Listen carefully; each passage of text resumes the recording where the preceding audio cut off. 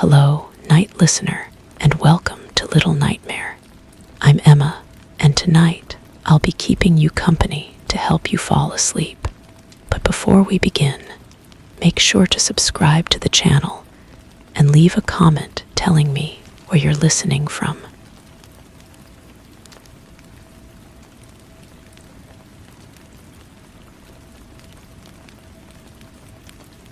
Story 1.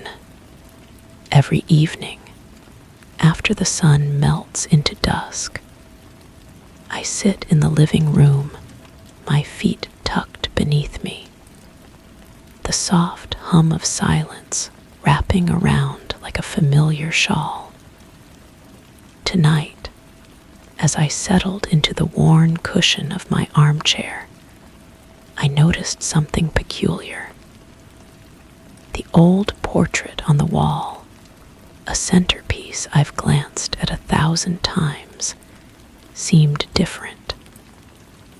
The eyes, usually staring serenely across the room, now appeared to follow me. A subtle shift in the gaze that made my skin prickle with unease. The light from the lamp flickered softly, casting vague shadows that danced across the room, but the eyes remained fixed, unwavering.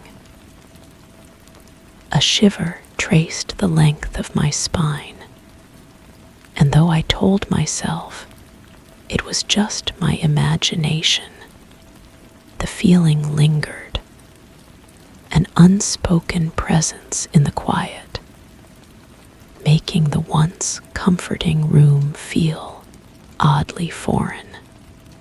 I reached for my cup of tea, the ceramic warm against my palm, steam curling upward in lazy spirals. The liquid inside was amber, catching the lamplight like liquid gold. I took a sip, tasting jasmine and something else, something metallic that shouldn't have been there. The flavor lingered on my tongue, bitter and wrong. The portrait watched me drink. I set the cup down on the side table, the soft clink echoing strangely in the room. The sound seemed to come from behind me, though I was certain I'd placed it to my right. When I looked, the cup sat exactly where it should be, steam still rising, but the handle faced the opposite direction. I always held it with my right hand. The handle should point left. The eyes in the portrait hadn't moved, yet somehow they seemed closer now. I shifted in my chair, the leather creaking beneath me. No, not leather. Fabric. The chair had always been fabric, a deep burgundy that reminded me of autumn leaves. I ran my fingers along the armrest, feeling the soft weave beneath my skin. When had I thought it was leather? The memory felt foreign, like recalling someone else's dream. The lamp flickered again, and in that brief moment of darkness, I could have sworn I heard breathing that wasn't my own. I reached for my cup of tea, the ceramic cool against my palm now, no steam rising from its surface. The liquid inside was clear, like water, though I remembered brewing jasmine just moments before. I took a sip, tasting nothing but the faint metallic tang that seemed to coat everything now. The flavor made my teeth ache. The portrait's eyes followed the cup to my lips. I set it down on the side table, and this time I watched carefully. The handle pointed right, exactly as it should. The soft clink came from the correct direction, though it seemed to echo longer than it should have, bouncing off walls that felt too close and too far away simultaneously. My notebook lay open on my lap, though I didn't remember taking it out. The pages were filled with my handwriting, neat lines of blue ink describing my evening routine. But the words weren't quite right. They spoke of sitting in a bedroom, feet flat on the floor, watching a mirror instead of a portrait. The handwriting looked like mine, the same careful loops and slanted letters, but I had no memory of writing these words. I flipped to a fresh page and began to write. The portrait is watching me. The eyes have moved. But when I looked down, the words read, "The mirror reflects nothing. The glass has cracked." The ink was still wet, as if I'd just written it, but these weren't the words I'd intended. I tried again, concentrating on each letter. "Something is wrong with this room." The sentence appeared as, "Something is wrong with my reflection." The breathing sound came again, soft and rhythmic, just slightly out of sync with my own. I held my breath to listen, and the sound continued, a gentle inhale and exhale that seemed to emanate from the walls themselves. The air tasted of burnt paper and damp earth, two scents that had no business existing together in my clean, dry living room. The portrait's frame was different now. Instead of ornate gold, it was simple dark wood, the kind you might find in a bedroom. The subject remained the same, a figure whose features I could never quite focus on, but the setting behind them had changed. Where once there had been a library, now there were curtains, heavy and drawn, blocking out some unseen window. I stood up, my legs unsteady beneath me, and walked toward the wall.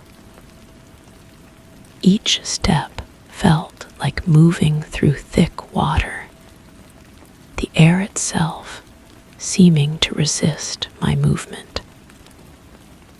The floorboards creaked under my weight, but the sound came from different places than where I stepped, as if my footfalls were being translated through some invisible filter. As I drew closer to the portrait, the eyes seemed to grow larger, more prominent. Not because the painting had changed, but because I was becoming smaller, shrinking down to meet their gaze at eye level. My hand reached out to touch the frame, and my fingers met cool glass instead of wood. The surface rippled like disturbing still water.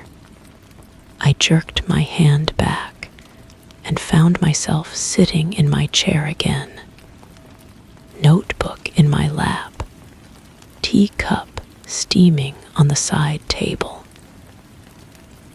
The liquid was amber once more, jasmine scented and warm.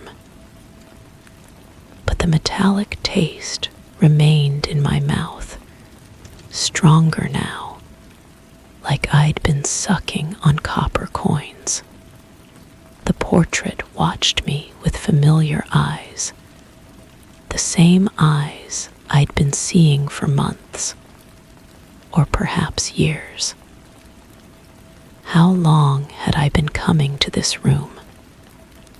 The routine felt ancient, carved into my bones through countless repetitions. Yet I couldn't remember when it had started. Had there been a first evening, a first time noticing the portrait's gaze? My notebook contained different words now, written in handwriting that was almost mine, but not quite. The letters were too perfect, too uniform, lacking the slight tremor that came from being human. The entry described sitting in front of a mirror, watching my own reflection shift and change, features rearranging themselves when I wasn't looking directly, but I was looking at a portrait, not a mirror. Wasn't I? I glanced up, and for just a moment, the face in the frame looked exactly like mine. Same eyes, same nose, same mouth. Then it shifted back to the stranger I'd always seen there, leaving me to wonder if I'd imagined the resemblance, or if I was forgetting what I looked like. The lamp's light grew dimmer, though I hadn't touched the switch. Shadows stretched across the room like fingers, reaching for corners that seemed farther away than they should be. The breathing sound continued, sometimes matching my rhythm, sometimes falling just behind it, creating an unsettling syncopation that made my heart skip beats. I tried to stand again, but my body felt heavy, rooted to the chair by invisible weights. The harder I tried to move, the more solid I became, as if I were turning to stone from the bottom up. My legs had no sensation. My arms felt distant and foreign. Only my eyes remained fully under my control, and they were drawn inexorably back to the portrait. The figure in the frame was definitely me now, wearing the same clothes, sitting in the same position, holding the same notebook. But this other me was writing different words, words that appeared in my notebook even as I watched. The handwriting was becoming more familiar, more like my own with each sentence, as if whoever was controlling the pen was learning to mimic my style. "The room is exactly as it should be," appeared on the page. "The portrait shows a stranger, as it always has. The tea tastes of jasmine and nothing else. The chair is comfortable fabric, burgundy like autumn leaves. Everything is normal. Everything is as I remember it. But these weren't my thoughts, weren't my words. They felt like instructions, like someone telling me what to believe, what to remember. I wanted to write the truth, to document the strangeness, the shifting details, the wrongness that permeated everything. Instead, my hand moved on its own, adding, "I am content here. I have always been content here. This is my routine, my choice, my reality." The breathing grew louder, more insistent, and I realized it was coming from my own throat, though I wasn't controlling it. My lungs filled and emptied without my conscious effort, following a rhythm that felt alien and mechanical. Even my heartbeat seemed to be guided by some external force, steady and precise, lacking the natural irregularity of human circulation. The portrait smiled at me, and I felt my own lips curve upward in response, though I had no desire to smile. My reflection in the darkened window behind the portrait showed the same expression, but delayed by just a fraction of a second, as if the image had to travel some impossible distance before reaching the glass. The metallic taste in my mouth intensified, spreading down my throat and into my chest. It felt like swallowing liquid copper, thick and coating, leaving a residue that no amount of tea could wash away. The jasmine flavor became more pronounced in response, as if trying to mask the wrongness, but the two tastes clashed and combined into something nauseating. My notebook filled with more words, sentences appearing faster than any human hand could write them. The ink flowed in perfect cursive, describing an evening routine that was almost right, but not quite. The details were too precise, too carefully observed, like someone had studied my life from the outside and was trying to recreate it from memory. The lamp provides adequate illumination, the notebook read. The shadows fall at appropriate angles. The temperature is comfortable. The silence is peaceful. There are no unusual sounds, no anomalous sensations, no cause for concern. Each sentence felt like a lie, but also like a truth I was supposed to accept. The lamp did provide illumination, but it flickered in patterns that spelled out words I couldn't quite read. The shadows did fall at angles, but they moved independently of their objects, dancing to music only they could hear. The temperature was comfortable, but my skin alternated between burning and freezing with each breath. The portrait's eyes blinked, a slow, deliberate movement that should have been impossible for a painted figure. When they opened again, they were my eyes, looking back at me with an expression I didn't recognize.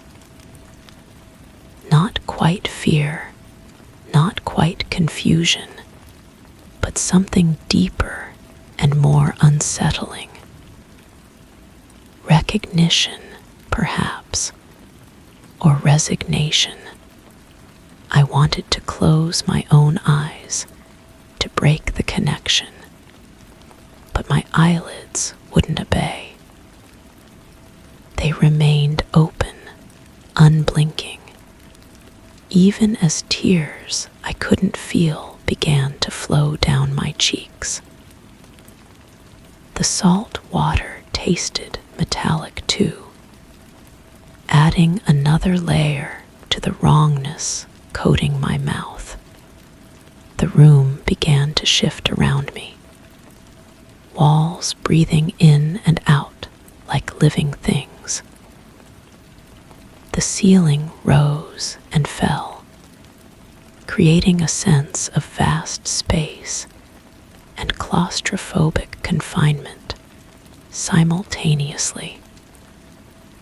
The floor tilted at impossible angles, yet I remained perfectly balanced in my chair, as if gravity itself was being rewritten to accommodate the changing geometry.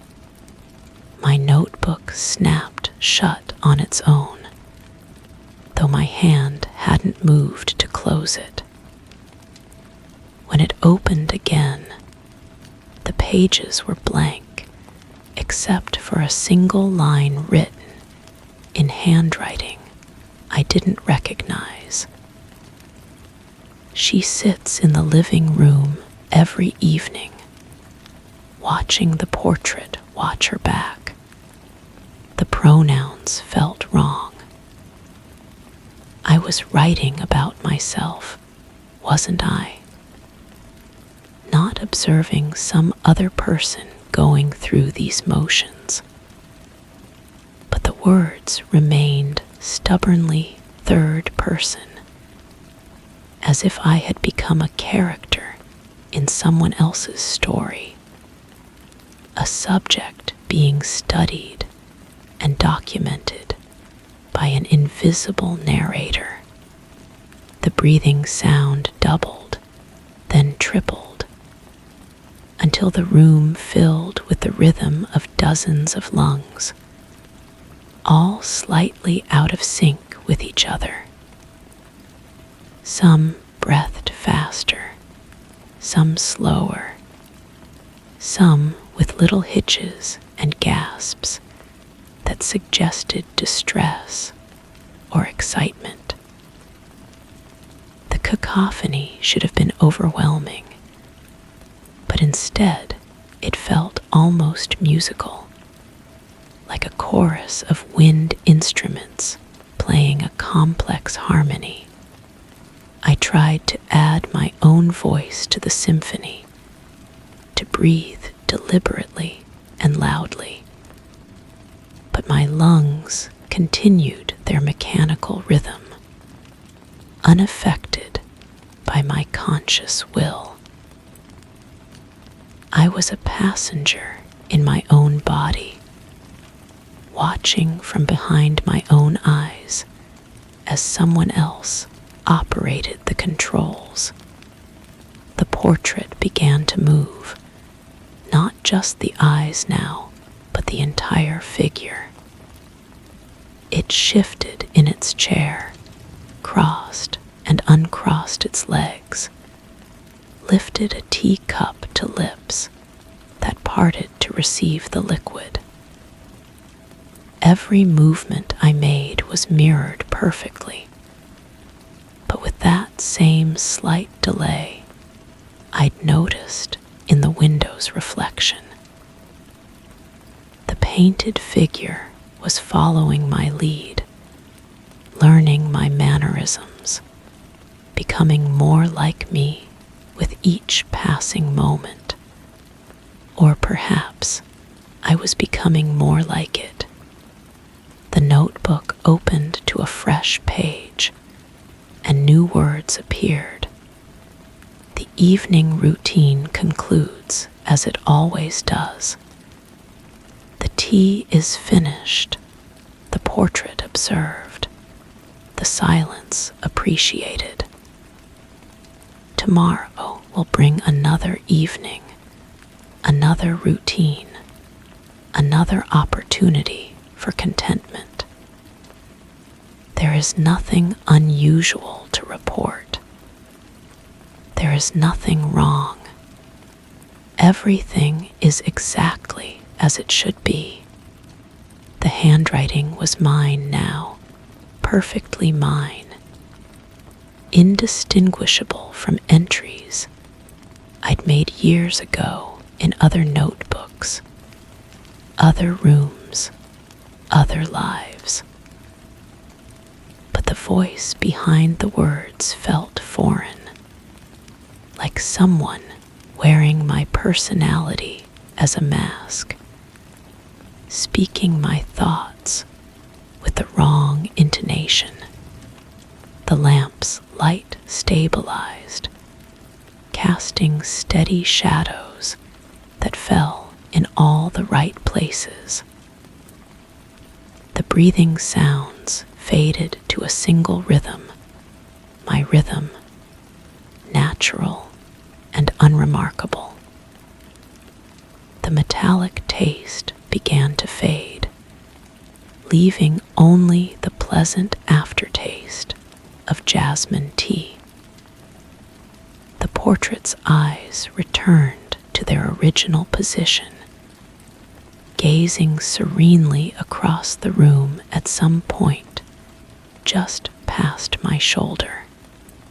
Everything was normal again. Everything was as it should be. I closed the notebook and set it aside, though I couldn't remember picking it up in the first place. The teacup was empty, drained to the last drop, though I had no memory of finishing it. The chair felt comfortable beneath me, familiar and welcoming, exactly as it had for all the evenings I'd spent here. How many evenings had there been? The number felt important, but I couldn't grasp it.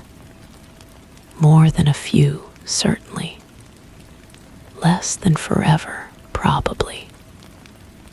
The routine was well established, carved into my schedule through repetition and habit.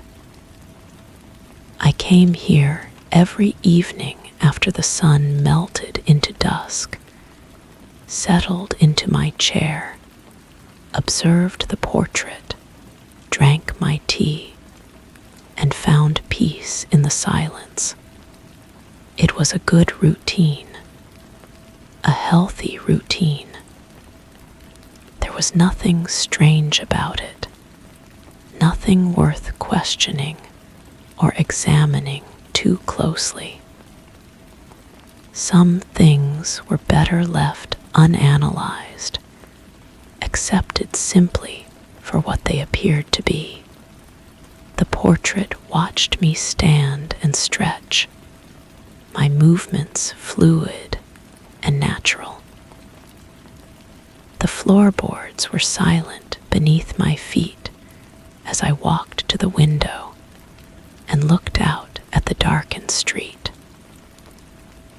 A few lights glowed in distant houses, warm and welcoming, suggesting other people following their own evening routines. The normalcy was comforting. I returned to my chair and settled in for a few more moments of quiet contemplation.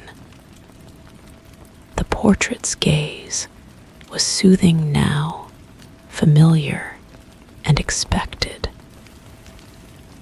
The lamp provided exactly the right amount of light. The silence wrapped around me like a comfortable blanket, muffling any sounds that might disturb the peace. Tomorrow evening, I would return to this room and repeat the routine. The tea would be perfectly brewed. The chair would welcome me back, and the portrait would watch over everything with its calm, steady gaze. There would be nothing unusual to notice, nothing strange to document, nothing wrong to worry about. Everything would be exactly as it should be, just as it always had been, just as it always would be. The thought brought a smile to my lips, though I wasn't sure why I was smiling. Equals. Story 2. It was a nondescript clock, nestled into the corner of the living room, its ticking a soothing metronome to my daily life. Each evening, I would watch its hands glide with precise ease, marking the passage of moments. The wood casing was polished to a soft sheen, a comforting presence amidst the clutter of my shelves. Yet, one night, I paused. Between the steady beats of its rhythmic clicks, I sensed an unfamiliar sound woven into the silence, a soft, almost imperceptible murmur.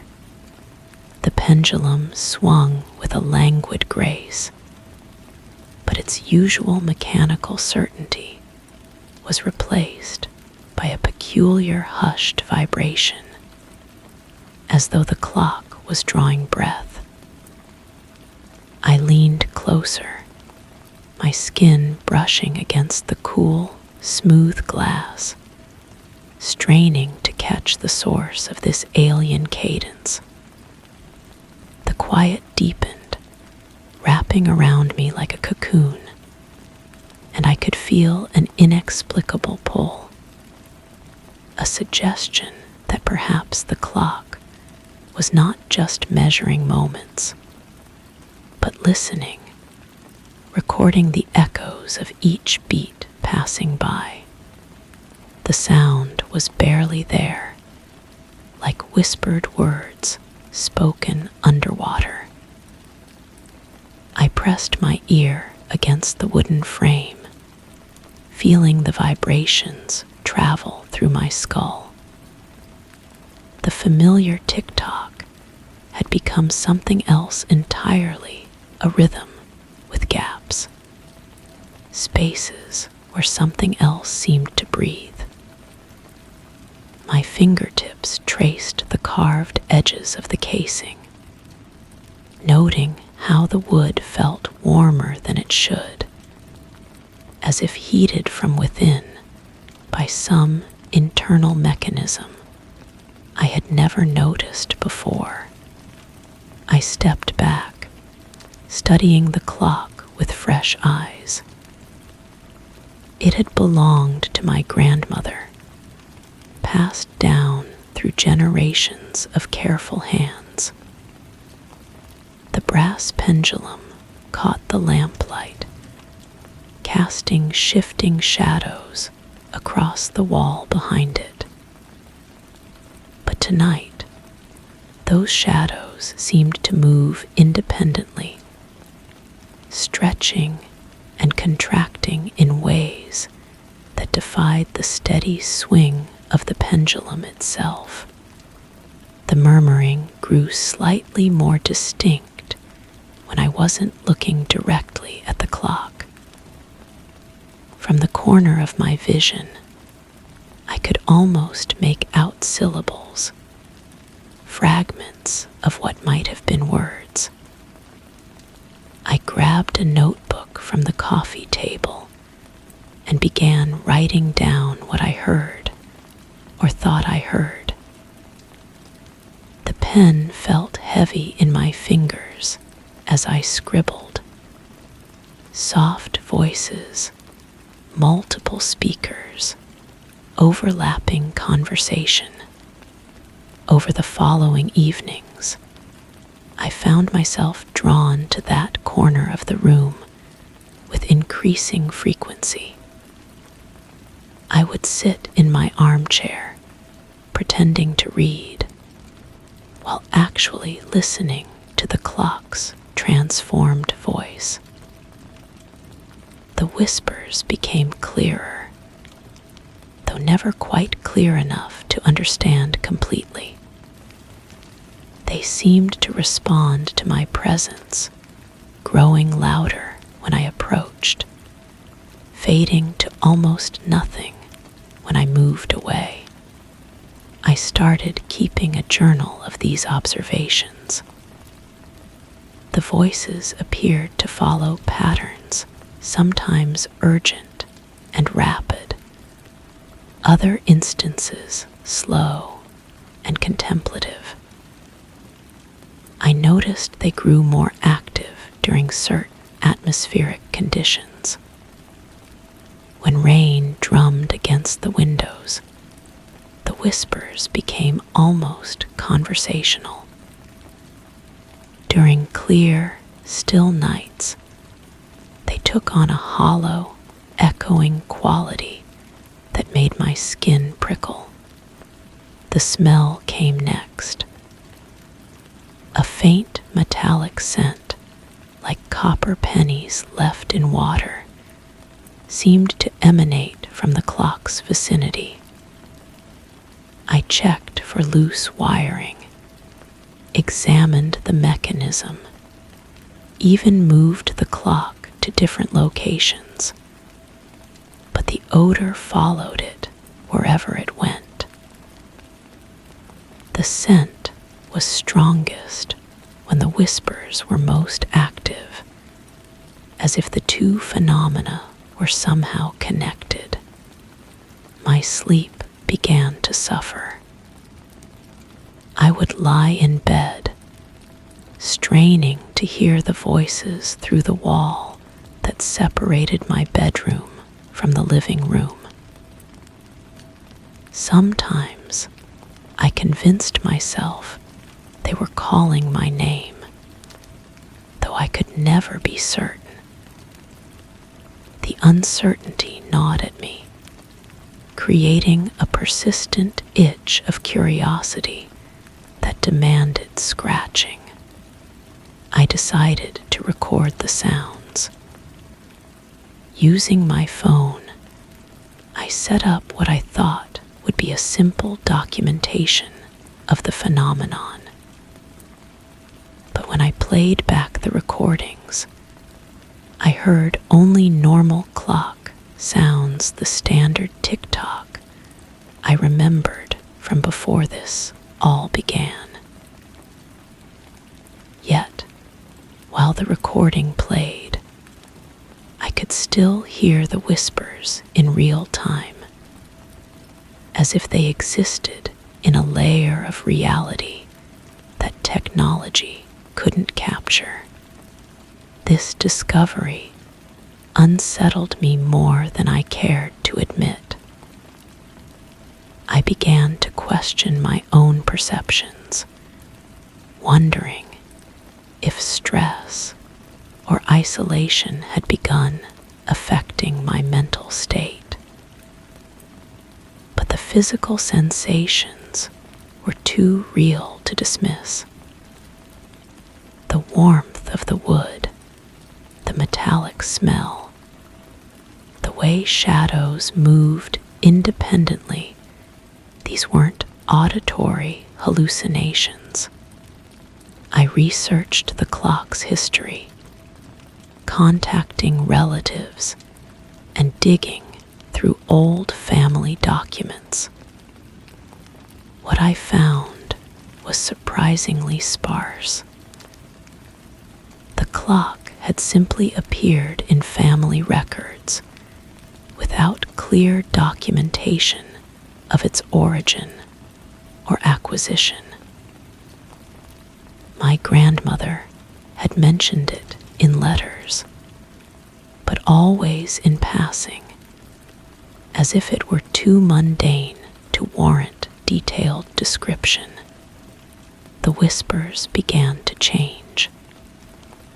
Instead of indistinct murmuring, I started to hear what sounded like fragments of conversations I had experienced throughout my life.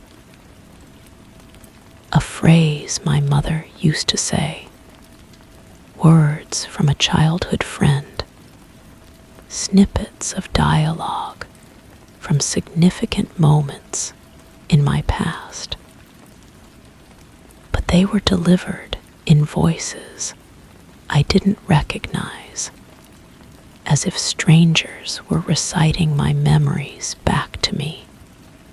I found myself spending entire evenings sitting beside the clock, notebook in hand, trying to capture these ghostly conversations. The voices seemed to respond to my attention, becoming more animated when I leaned in close, more subdued when I pulled away. It was as if they were aware of my presence and were performing for an audience of one. The room's temperature began to fluctuate around the clock. I would feel pockets of cold air that had no source, followed by waves of warmth that made my cheeks flush. These temperature changes seemed to correspond with the emotional content of the whispered conversations. Sad or melancholic fragments brought chills, while happier memories generated that strange, sourceless heat. My reflection in the clock's glass face started to look wrong. Not dramatically different, but subtly off in ways that made me do double takes. Sometimes my reflected eyes appeared to be looking in a slightly different direction than where I was actually gazing. Other instances, my reflection seemed to lag behind my movements by fractions of a second, creating a disorienting sense of disconnection from my own image. I began to avoid looking directly at the clock's face, focusing instead on the pendulum or the wooden casing. But this only made the whispers more insistent, as if they were demanding my full attention. The voices started to overlap more frequently, creating a cacophony of familiar phrases and unknown speakers that filled the room with an increasingly dense wall of sound. The breaking point came during what should have been an ordinary evening. I was sitting in my usual position, notebook ready, when the whispers suddenly stopped. The silence was so complete it felt oppressive, as if all sound had been drained from the world. Even the normal tick-tock had ceased.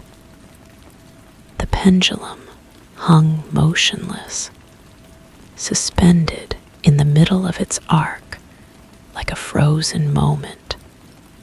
Then the clock began to speak in my own voice, not whispers or murmurs, but clear, distinct words in my exact vocal patterns and inflections. It was recounting a conversation I had never had, describing events I had never experienced, but doing so with such intimate knowledge of my speech patterns that it sounded absolutely authentic. The voice spoke of people I had never met, places I had never been, emotions I had never felt, yet it did so with the casual familiarity of lived experience. I stood up abruptly, my notebook falling to the floor. The voice continued, unbothered by my movement. It began describing this very moment, my standing, the notebook falling, the expression of shock I could feel forming on my face. But it was describing these events as if they had happened before, as if this moment was a memory being recounted rather than a present experience being lived. The pendulum began to swing again, but in the wrong direction. Instead of the familiar left-to-right motion I had watched for years, it now moved forward and backward, toward me and away from me, as if beckoning or dismissing. With each swing, my reflection in the glass became clearer and more present, until it seemed more real than my actual body. I reached out to touch the glass, and my reflection reached back. But when our fingertips should have met at the surface, my reflection's hand passed through from the other side, extending into my space. The sensation of touching my own reflected fingers was impossible to describe, like shaking hands with a version of myself that existed in a place I couldn't access. The voice that sounded like mine began to laugh, a sound I recognized, but had never heard from outside my own throat. It was telling me about all the evenings I had spent listening, all the notes I had taken, all the questions I had asked. But it spoke of these activities as if they had been performed by someone else, as if I had been watching another person's investigation rather than conducting my own. I tried to step away from the clock, but found that my feet wouldn't respond properly. Not paralysis, exactly, but a strange reluctance, as if my body was more interested in staying near the clock than in following my conscious desires. The metallic smell had grown stronger, now accompanied by something else, the scent of old paper and dried ink, like ancient books left too long in damp places. My reflection was moving independently now, mimicking actions I wasn't performing. It would nod when I stood still, smile when I frowned, write in a notebook when my hands hung empty at my sides. The disconnect between between my actions and my reflections' behavior created a vertigo that made the room seem to tilt and shift around me. The voice continued its impossible narration, now describing thoughts I was thinking before I had fully formed them. It knew the questions I was about to ask, the rationalizations I was preparing to construct, the growing fear I was trying to suppress. It spoke of my future actions with the same casual certainty it had used for past events, as if everything that would happen had already been recorded and filed away. I managed to force myself away from the clock, stumbling toward the far end of the room. But distance didn't diminish the phenomenon. If anything, the voice became clearer, the reflection more vivid, the impossible sensations more intense. The clock seemed to be expanding its influence, claiming more of the space around it with each passing moment. When I finally reached the doorway, I turned back for one last look. The clock appeared normal pendulum, swinging in its proper arc, hands pointing to positions that made sense, wooden casing reflecting the lamplight in familiar ways. But my reflection in the glass remained behind, still writing in its notebook, still listening intently to whispers I could no longer hear from this distance. I left the room, but I could feel that other version of myself still there, still investigating, still taking notes about phenomena I was no longer experiencing. The voice that sounded like mine continued its narration, though I could only catch fragments, now descriptions of discoveries I hadn't made, conclusions I hadn't reached, revelations I hadn't experienced. Sleep became impossible. Even in my bedroom, I could sense that reflected self continuing its vigil beside the clock. I could feel it learning things I would never know, understanding aspects of the mystery that would remain forever beyond my reach. The investigation was continuing without me, conducted by a version of myself that existed somewhere I couldn't follow. The next morning brought no relief.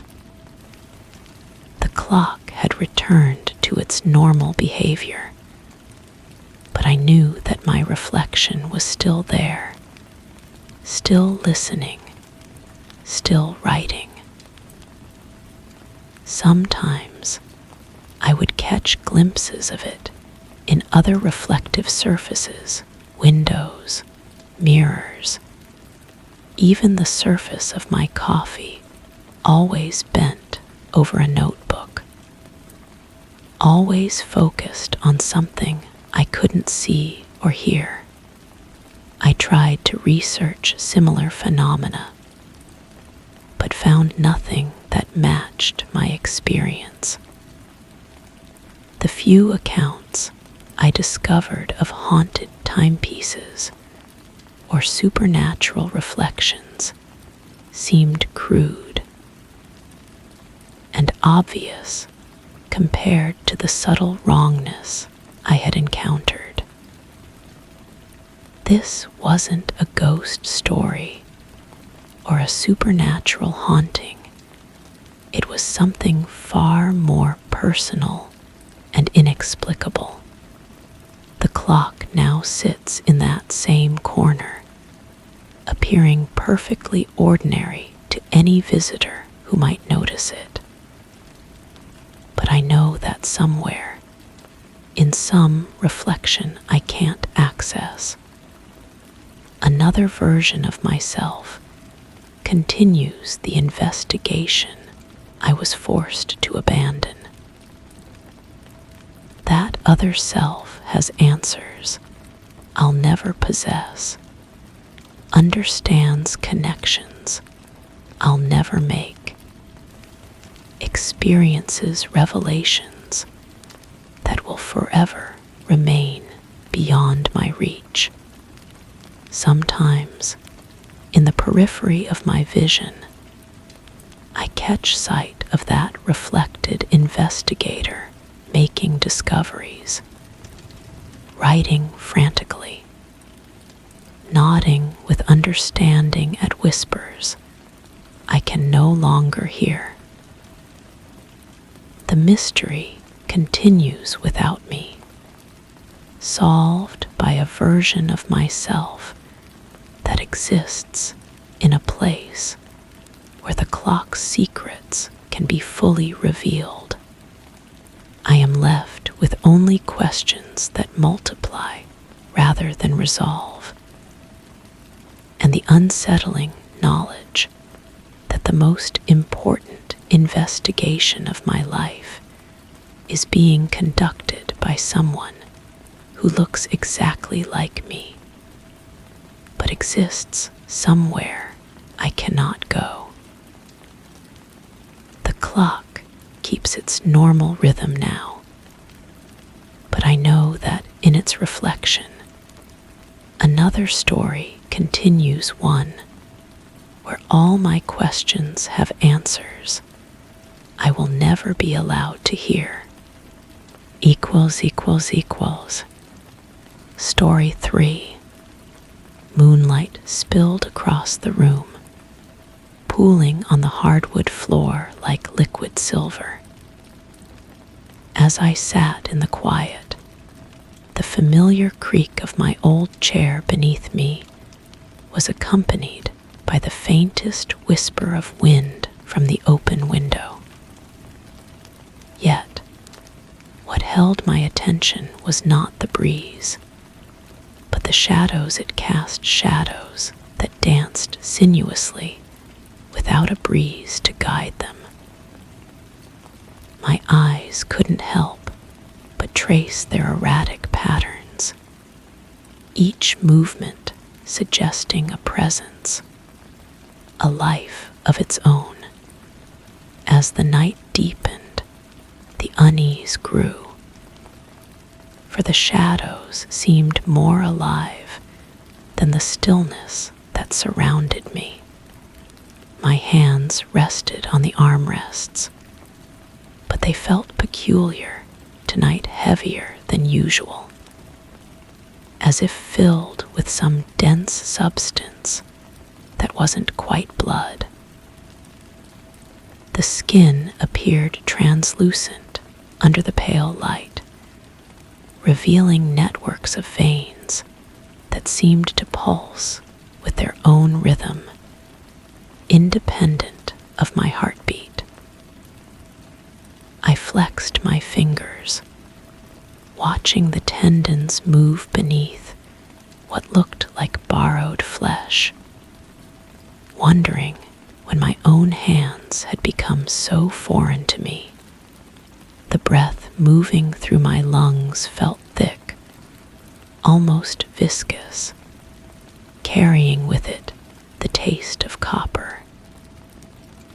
And something else, something organic and unfamiliar. Each exhale created small clouds in the cool air, though the temperature hadn't dropped enough to warrant such condensation. vapor hung suspended for longer than physics should allow, forming shapes that resembled faces before dissolving into nothing. My voice, when I tested it with a soft hum, resonated strangely in my chest cavity. The sound seemed to echo from somewhere deeper than my throat, as if another set of vocal cords had grown beneath my own. The vibration traveled through bones that felt increasingly hollow, creating harmonics that made my teeth ache. The room around me began to respond to these observations. As my discomfort grew, the overhead light dimmed without my touching the switch.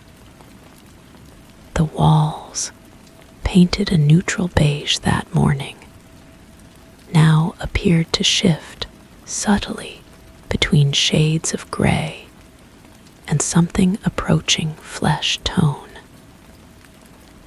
The change was so gradual that I questioned whether it was happening at all, or if my perception had simply altered. Objects on the side table, a book, a ceramic mug, a small potted plant seemed to breathe with microscopic movements.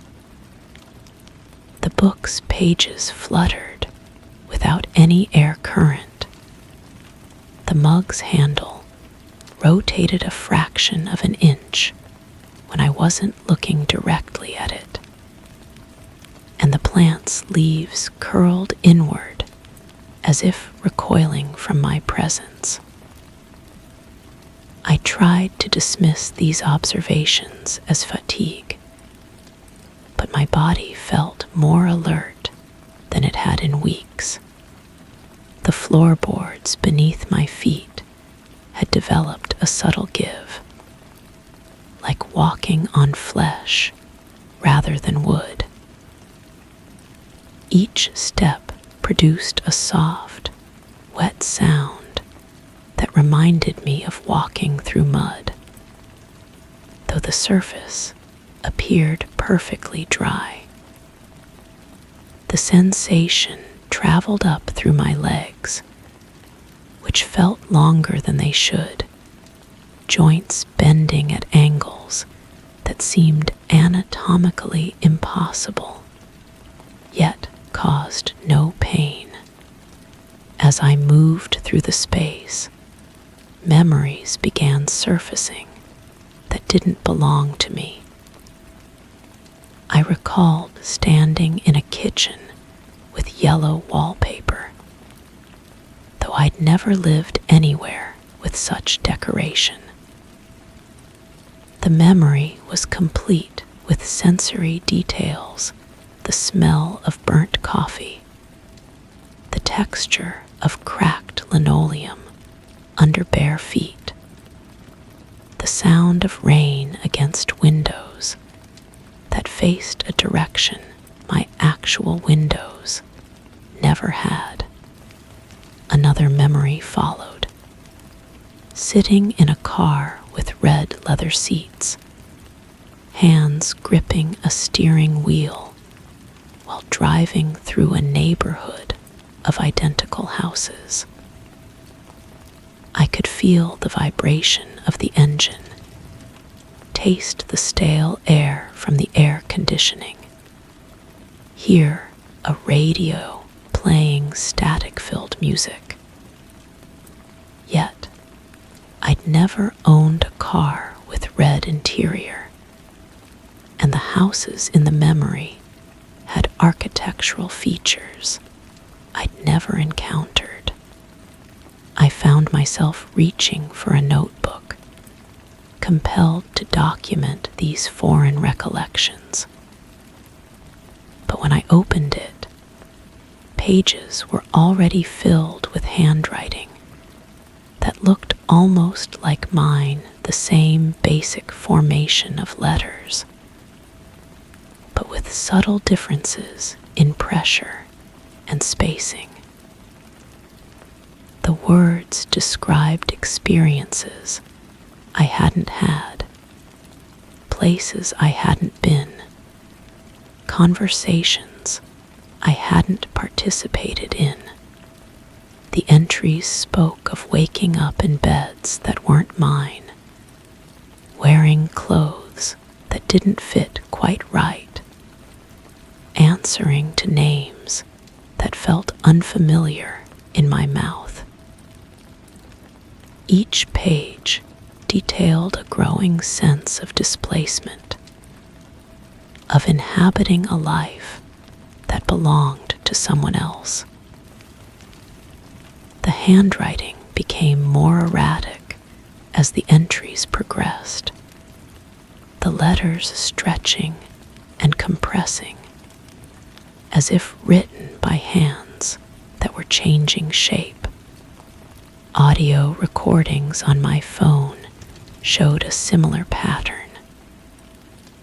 My voice spoke about daily routines I didn't remember following, described meals I hadn't eaten, recounted conversations with people whose faces I couldn't recall. The tone was mine, the inflection familiar, but the content belonged to someone else's existence. The walls of the room had begun to curve slightly inward, creating the impression of being inside something organic rather than architectural. The paint seemed to have developed a subtle texture, like skin viewed under magnification. When I pressed my palm against the surface, it yielded slightly, warm and soft, before returning to its original position. The ceiling had lowered imperceptibly, or perhaps I had grown taller. The proportions of the space felt increasingly wrong, as if designed for a body different from the one I currently inhabited. The doorways seemed narrower, forcing me to turn sideways to pass through them, though I was certain I'd walked through them normally countless times before. Sounds from within my own body grew amplified. My heartbeat thundered in my ears with irregular rhythms, sometimes skipping beats, other times beating twice in rapid succession. The sound of blood moving through my veins became audible, a rushing noise like distant water. My stomach gurgled with sounds that resembled speech in an unknown language. Swallowing produced wet, clicking noises that seemed to originate from multiple throats.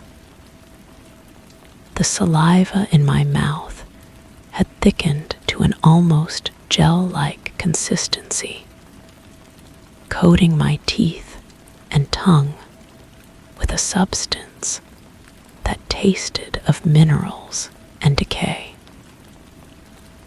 My breathing created whistling sounds through passages that felt restructured, as if my nasal cavity had developed new chambers.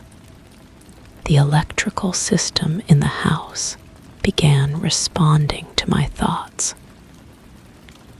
Lights flickered when I felt confused, dimmed when anxiety crept in, and brightened to an uncomfortable intensity when the foreign memories surfaced. The refrigerator's hum changed pitch based on my emotional state, creating discordant harmonies that made my bones vibrate. Electronic devices activated without input. The television turned on to display static that formed patterns resembling neural networks. The radio cycled through stations, catching fragments of conversations in languages I didn't recognize, but somehow understood. My computer screen showed documents I hadn't created, filled with text that described my current experience in real time, as if being written by someone watching me. The shadows cast by the moonlight had evolved beyond their original dance. They now moved independently of any light source, stretching across surfaces in directions that defied physics. Some shadows appeared three-dimensional, rising from the floor like dark sculptures before flattening back into two-dimensional shapes. Others seemed to have depth, creating the illusion of holes in the walls and floor. These shadow holes revealed glimpses of other spaces' rooms with different furniture, windows looking out onto unfamiliar landscapes, doorways leading to corridors that couldn't exist within the actual structure of the house. The images were brief and peripheral, disappearing when I tried to focus on them directly. My reflection in the window had become unreliable. Sometimes it appeared normal, other times it showed subtle differences, hair a different length, clothing I wasn't wearing, facial features that were almost but not quite my own. The reflection occasionally moved independently, turning its head or raising its hand moments before or after I made the same gesture. The most disturbing aspect was how natural these changes felt. Despite their impossibility, my body adapted to each new sensation as if it had always been that way. The foreign memories integrated seamlessly with my actual experiences, creating a continuous narrative that felt authentic even as I knew it couldn't be true. Sleep became elusive as the boundary between my thoughts and external reality continued to dissolve. When I did manage to doze, I dreamed in perspectives that weren't mine, seeing through eyes positioned at different heights, using hands with different proportions, speaking with voices that had different timbres and accents. The dreams bled into waking consciousness, making it difficult to distinguish between what I had experienced and what I had dreamed someone else experiencing. Conversations from the dreams left impressions of having actually occurred, complete with emotional residue and sensory memories. The house itself seemed to be learning from these experiences, incorporating elements from the foreign memories into its physical structure. Wallpaper patterns shifted to match those from remembered rooms. Furniture rearranged itself to mirror layouts from dreams, and smells from other lives permeated the air. The scent of unfamiliar perfumes lingered in rooms where no one else had been. Cooking odors from meals I hadn't prepared filled the kitchen. The musty smell of old books permeated areas where no books were stored. Each scent triggered cascades of memories that weren't mine, creating an overwhelming sensory narrative of lives I hadn't lived. My own scent had changed as well. The familiar smell of my skin was replaced by something earthier, more complex, as if my body chemistry had fundamentally altered. Clothes that had been worn recently smelled as if they belonged to someone else, carrying traces of environments I hadn't visited and activities I hadn't performed. The texture of my skin continued evolving. What had started as translucency progressed to a surface that felt increasingly synthetic, like high-quality rubber or silicone. My fingerprints appeared different under magnification, the ridges and whorls forming patterns I didn't recognize. The skin's temperature regulation seemed impaired, alternating between clammy coolness and feverish heat without correlation to external conditions. Hair growth accelerated in some areas while stopping entirely in others. Fingernails developed ridges and discoloration that suggested nutritional deficiencies I didn't have, or exposure to chemicals I hadn't encountered. The changes were subtle enough to question, dramatic enough to disturb. Eventually, I felt compelled to confront what I was becoming. The bathroom mirror, which I had avoided for days, waited with its promise of revelation. The approach felt ceremonial. Each step weighted with significance. The reflection that would greet me would either confirm my fears or reveal that my perceptions had been distorted by stress and imagination.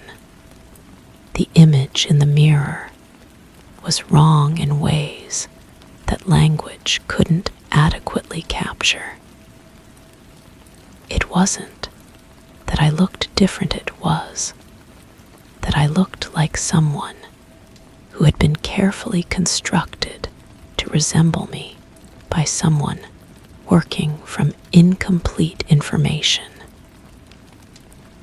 Every feature was almost correct, but the subtle errors created an effect more disturbing than dramatic change would have been.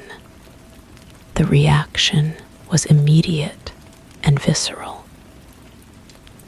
My body rejected what it saw, producing physical responses that seemed to originate from a deeper level than conscious thought. The sensation of wrongness spread through my nervous system, creating feedback loops of revulsion and recognition that left me gasping and disoriented. From that moment, everything changed. My hands moved differently, as if operated by someone still learning their function. My voice carried inflections and rhythms that belonged to someone else. My breathing followed patterns that felt foreign yet necessary. The body I inhabited was familiar in its basic structure, but alien in its operation. The world responded to this new configuration of self.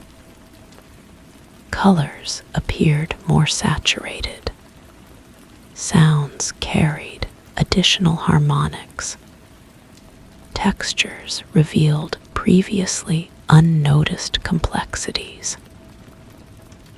It was as if I had been experiencing reality through a filter that had suddenly been removed, revealing layers of sensation that had always been present but inaccessible.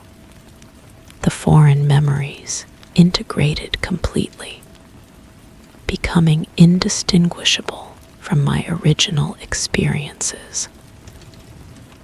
The narrative of my life expanded to include events I knew I hadn't lived, but could recall with perfect clarity.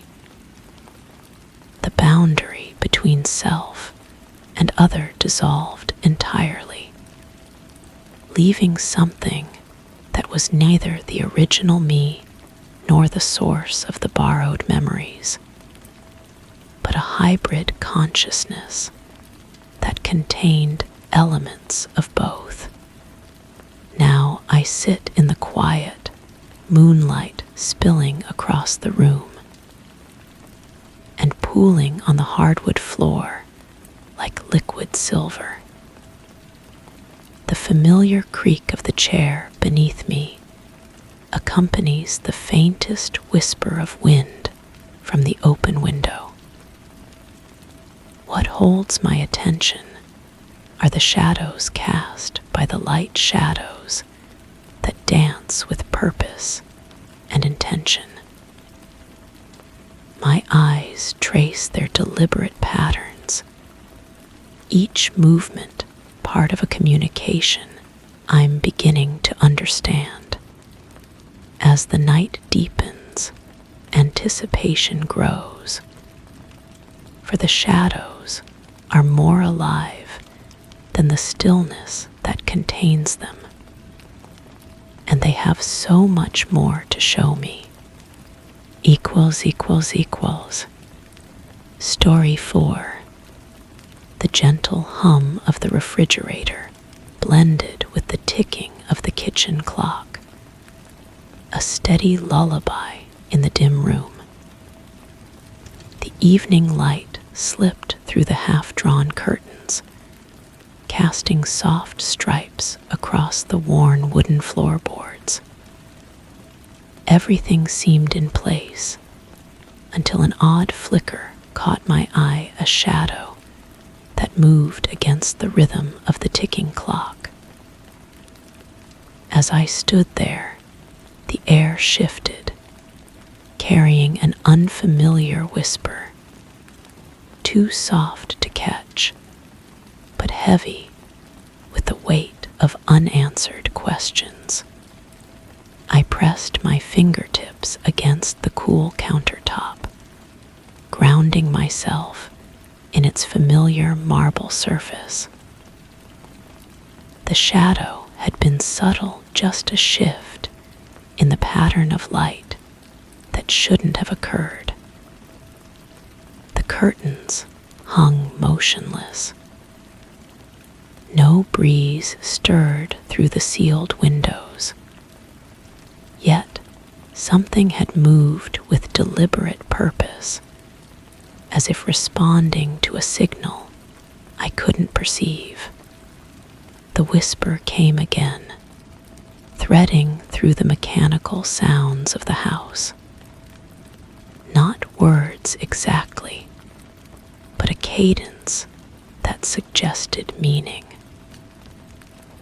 I found myself holding my breath, straining to separate it from the refrigerator's drone. The sound seemed to emanate from the walls themselves, a vibration that traveled through wood and plaster before reaching my ears. I began to notice other things. The way the light stripes on the floor would occasionally waver, as if the house were breathing.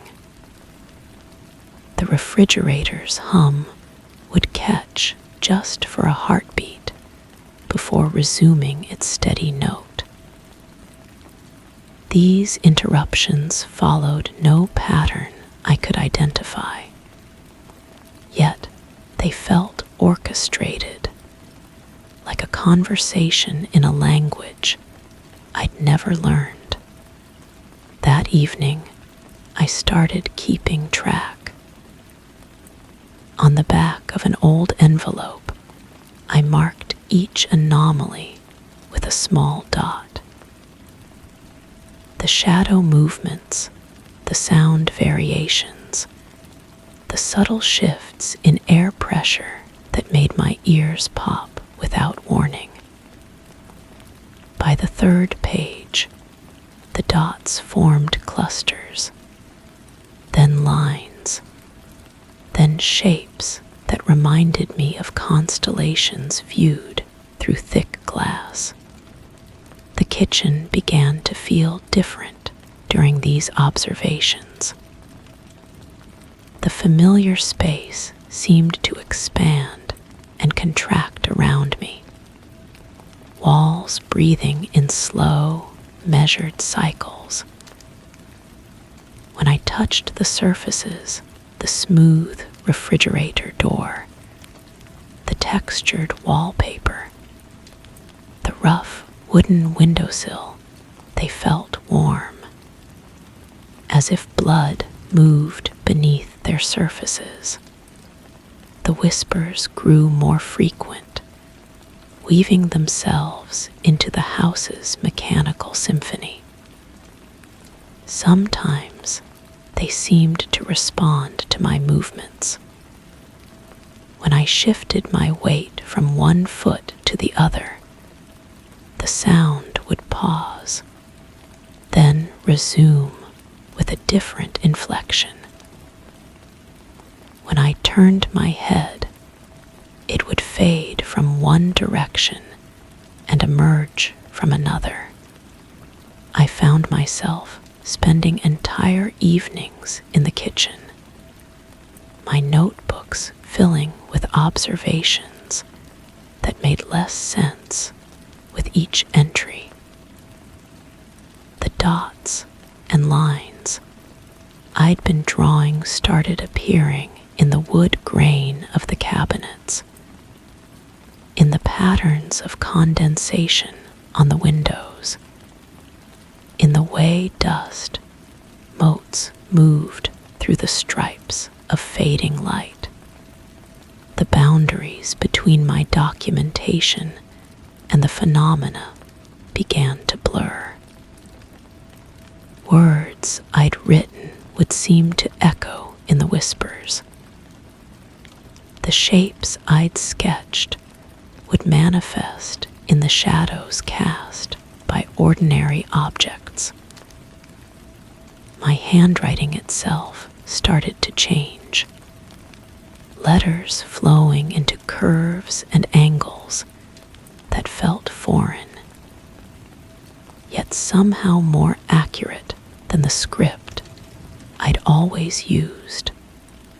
One evening, as I sat at the kitchen table with my pen, hovering over another page of meaningless symbols, I realized I could no longer remember what I'd originally been trying to record.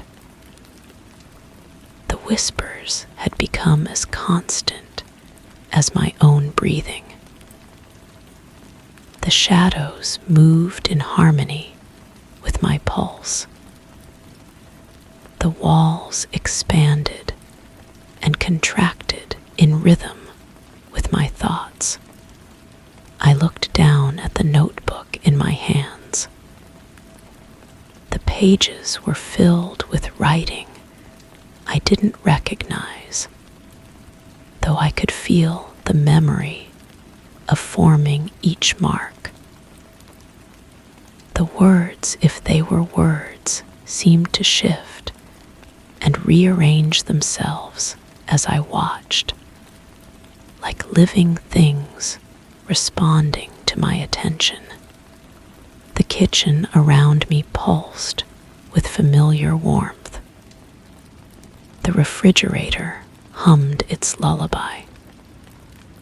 The clock ticked its steady beat. The light filtered through curtains that hung exactly as they always had. Everything was in place, just as it should be. I closed the notebook and felt the whisper of pages settling against each other. The sound blended perfectly with the gentle murmur that filled the air, a voice that had always been there, waiting for me to learn its language. I pressed my palms flat against the table and felt the wood pulse back, welcoming and warm. The shadow moved again, keeping perfect time with the rhythm I now recognized as my own heartbeat. I watched it dance across the floor, no longer an anomaly, but a natural part of the room's breathing. The whisper wrapped around me like a familiar embrace, speaking in symbols I finally understood. I picked up my pen again, ready to continue the conversation that had been waiting for me all along. The ink flowed in patterns that felt like coming home, filling page after page with the house's gentle, persistent voice. Outside, the evening light continued its slow fade, casting the same soft stripes across the floor where my shadow now moved in perfect synchronization with the ticking of the clock. Equals equals equals. Story 5. The air was filled with the scent of pine and earth as I stepped onto the mossy path behind the cabin, the crunch of dried leaves echoing faintly beneath my boots. The late afternoon sun filtered through the dense canopy, casting intricate patterns on the ground that shifted with the breeze. I paused, letting the tranquility seep into my bones, when a flicker of motion caught the corner of my eye. A shadow, darker than its surroundings, slipped silently between the trees, not cast by anything I could see.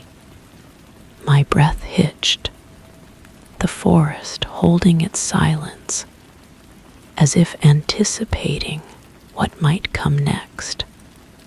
But that was before or after. The sequence feels wrong now, like pages torn from a book and scattered by wind. I'm sitting on a wooden chair, my fingertips tracing the grain of a table that feels both familiar and foreign. The surface is smooth in some places, rough in others, as if someone had selectively sanded only certain areas. The wood grain flows in patterns that remind me of water, of movement, of something I should remember but can't quite grasp. The room around me breathes with soft shadows. Light filters through what might be a window, though I haven't turned to look directly at it yet. Something tells me not to. Instead, I focus on the gentle whisper of air moving through unseen spaces, carrying with it the faint aroma of coffee that never quite reaches the strength I expect when I inhale deeper. My hands rest flat against the table's surface, and I notice my fingers are clean. Too clean. The kind of clean that comes after scrubbing, after removing something that was there before. The thought drifts through my mind like smoke, insubstantial and impossible to hold. There's a sound, not quite humming, not quite breathing. It rises and falls in a rhythm that matches my heartbeat. Or perhaps my heartbeat has adjusted to match it. The sound seems to come from the walls themselves, as if the room is alive and dreaming. I lift my gaze slowly, taking in details that feel both new and achingly familiar. A bookshelf stands against the far wall, its shelves lined with volumes whose spines I can't quite read. The letters seem to shift when I'm not looking directly at them, rearranging themselves into words that make sense only in my peripheral vision. A memory surfaces, unbidden and fragmented. I was standing in a kitchen, sunlight streaming through gingham curtains. The smell of baking bread filled the air, warm and comforting. Someone was speaking to me, their voice soft and melodic. But when I turned to respond, they had the shadow's face. Not darkness exactly, but an absence where features should have been. They continued speaking as if nothing was wrong, gesturing with hands that cast no reflection in the chrome surface of the refrigerator. The memory dissolves like sugar in water, leaving only a sweet aftertaste of wrongness. I stand from the chair, my legs unsteady, as if I've been sitting for much longer than I remember. The floorboards beneath my feet creak in a pattern that sounds almost like a lullaby, each step contributing to a melody I feel I should recognize. Moving toward what I now see is indeed a window, I notice how the light changes quality as I approach. It was golden before, warm and inviting. Now it carries a greenish tint, the color of deep forest shadows or old copper. Through the glass, I can see trees, always trees. Their branches sway without wind, their leaves rustling with sounds that might be whispers. Another memory blooms, this one clearer, but no less strange. I was walking down a hallway lined with family photographs. Each frame held the same image, a group of people standing in front of a cabin, smiling at the camera. But in every photograph, one person's face was different. Sometimes it was a child with eyes too old for their face. Sometimes an elderly person whose smile revealed too many teeth. Sometimes the shadow face from the kitchen memory. I remember feeling no alarm at this, only a mild curiosity, as if shifting faces in photographs were perfectly normal. The hallway had stretched much longer than any hallway should, and with each step, the photographs became less familiar. The cabin in the background began to change too, growing taller in some images, smaller in others, until in the final frame it wasn't a cabin at all, but a structure I couldn't name, made of materials that hurt to look at directly. I press my palm against the window glass, and it's warm despite the cool air I can see moving through the trees outside. My reflection looks back at me, but there's a delay, as if the image in the glass is taking a moment to decide what face to wear. The scent of pine drifts through the room, though the window appears to be closed. With it comes the smell of earth, rich and loamy, and underneath that, something else. Something metallic and sharp that makes my teeth ache. I turn back to the room, and it's changed. Not dramatically, but in small ways that accumulate into a sense of displacement. The bookshelf is now on a different wall. The chair I was sitting in faces the opposite direction. The table's wood grain flows in patterns I don't remember, spelling out words in a language I almost understand.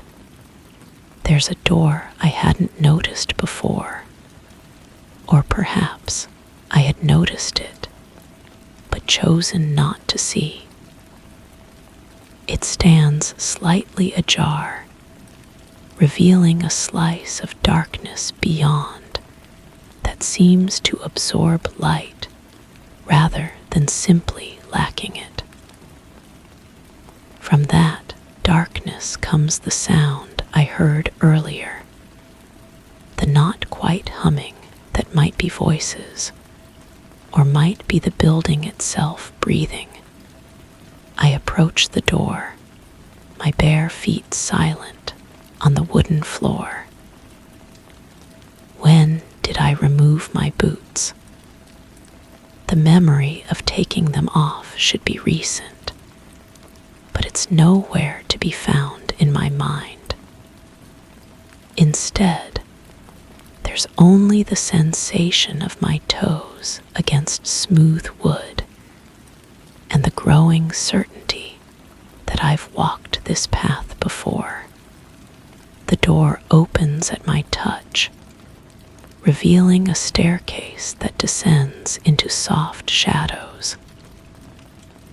The steps are carpeted in a material that feels like moss beneath my feet, springy and alive. Each step down brings new scents: old paper, lavender, something that might be vanilla or might be decay. The staircase seems longer than the height of the building should allow, but I continue downward, drawn by a pull I can't name. The walls on either side are lined with more photographs, but these are different from the ones in my memory. These show the same forest scene over and over: trees, shadows, a path disappearing into green darkness.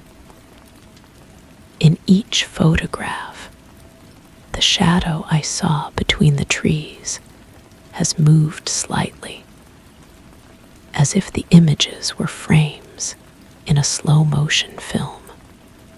At the bottom of the stairs, I find myself in a circular room with no apparent source of light. Yet, everything is clearly visible. The walls curve seamlessly into the ceiling, creating a space that feels both intimate and vast.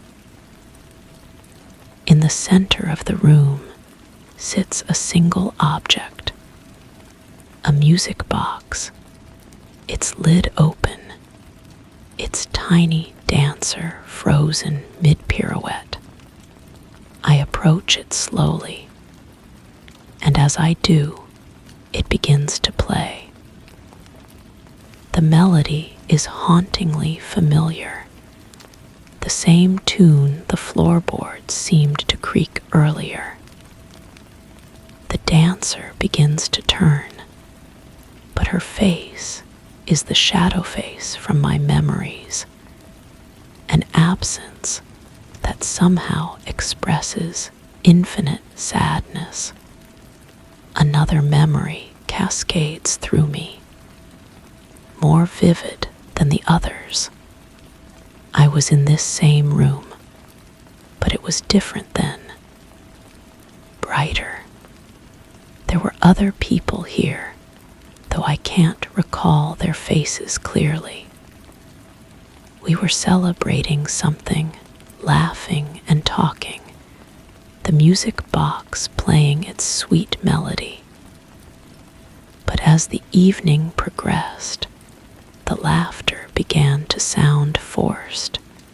The conversations became stilted, and one by one, the people began to change. Not physically, not at first, but their shadows grew longer, darker, more substantial than the people casting them. The shadows began to move independently, reaching across the floor toward me with fingers made of pure darkness. And I realized, with a clarity that cut through the celebration like a blade, that I was the only one who could see what was happening. The others continued their party, oblivious to the fact that their shadows were no longer their own, that something else was wearing their darkness like borrowed clothes. When I tried to speak, to warn them, my voice made no sound. When I tried to leave, the door had vanished, memory shifts, becomes something else. I was upstairs again, in the room with the chair and table. But this time, I wasn't alone.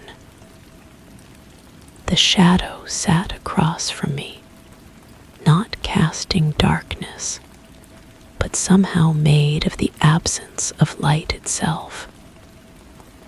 We were having a conversation, though I can't remember the words.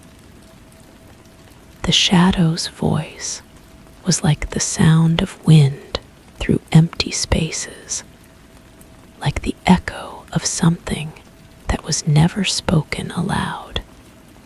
It showed me things, pictures that moved like living memories, scenes that played out in the air between us.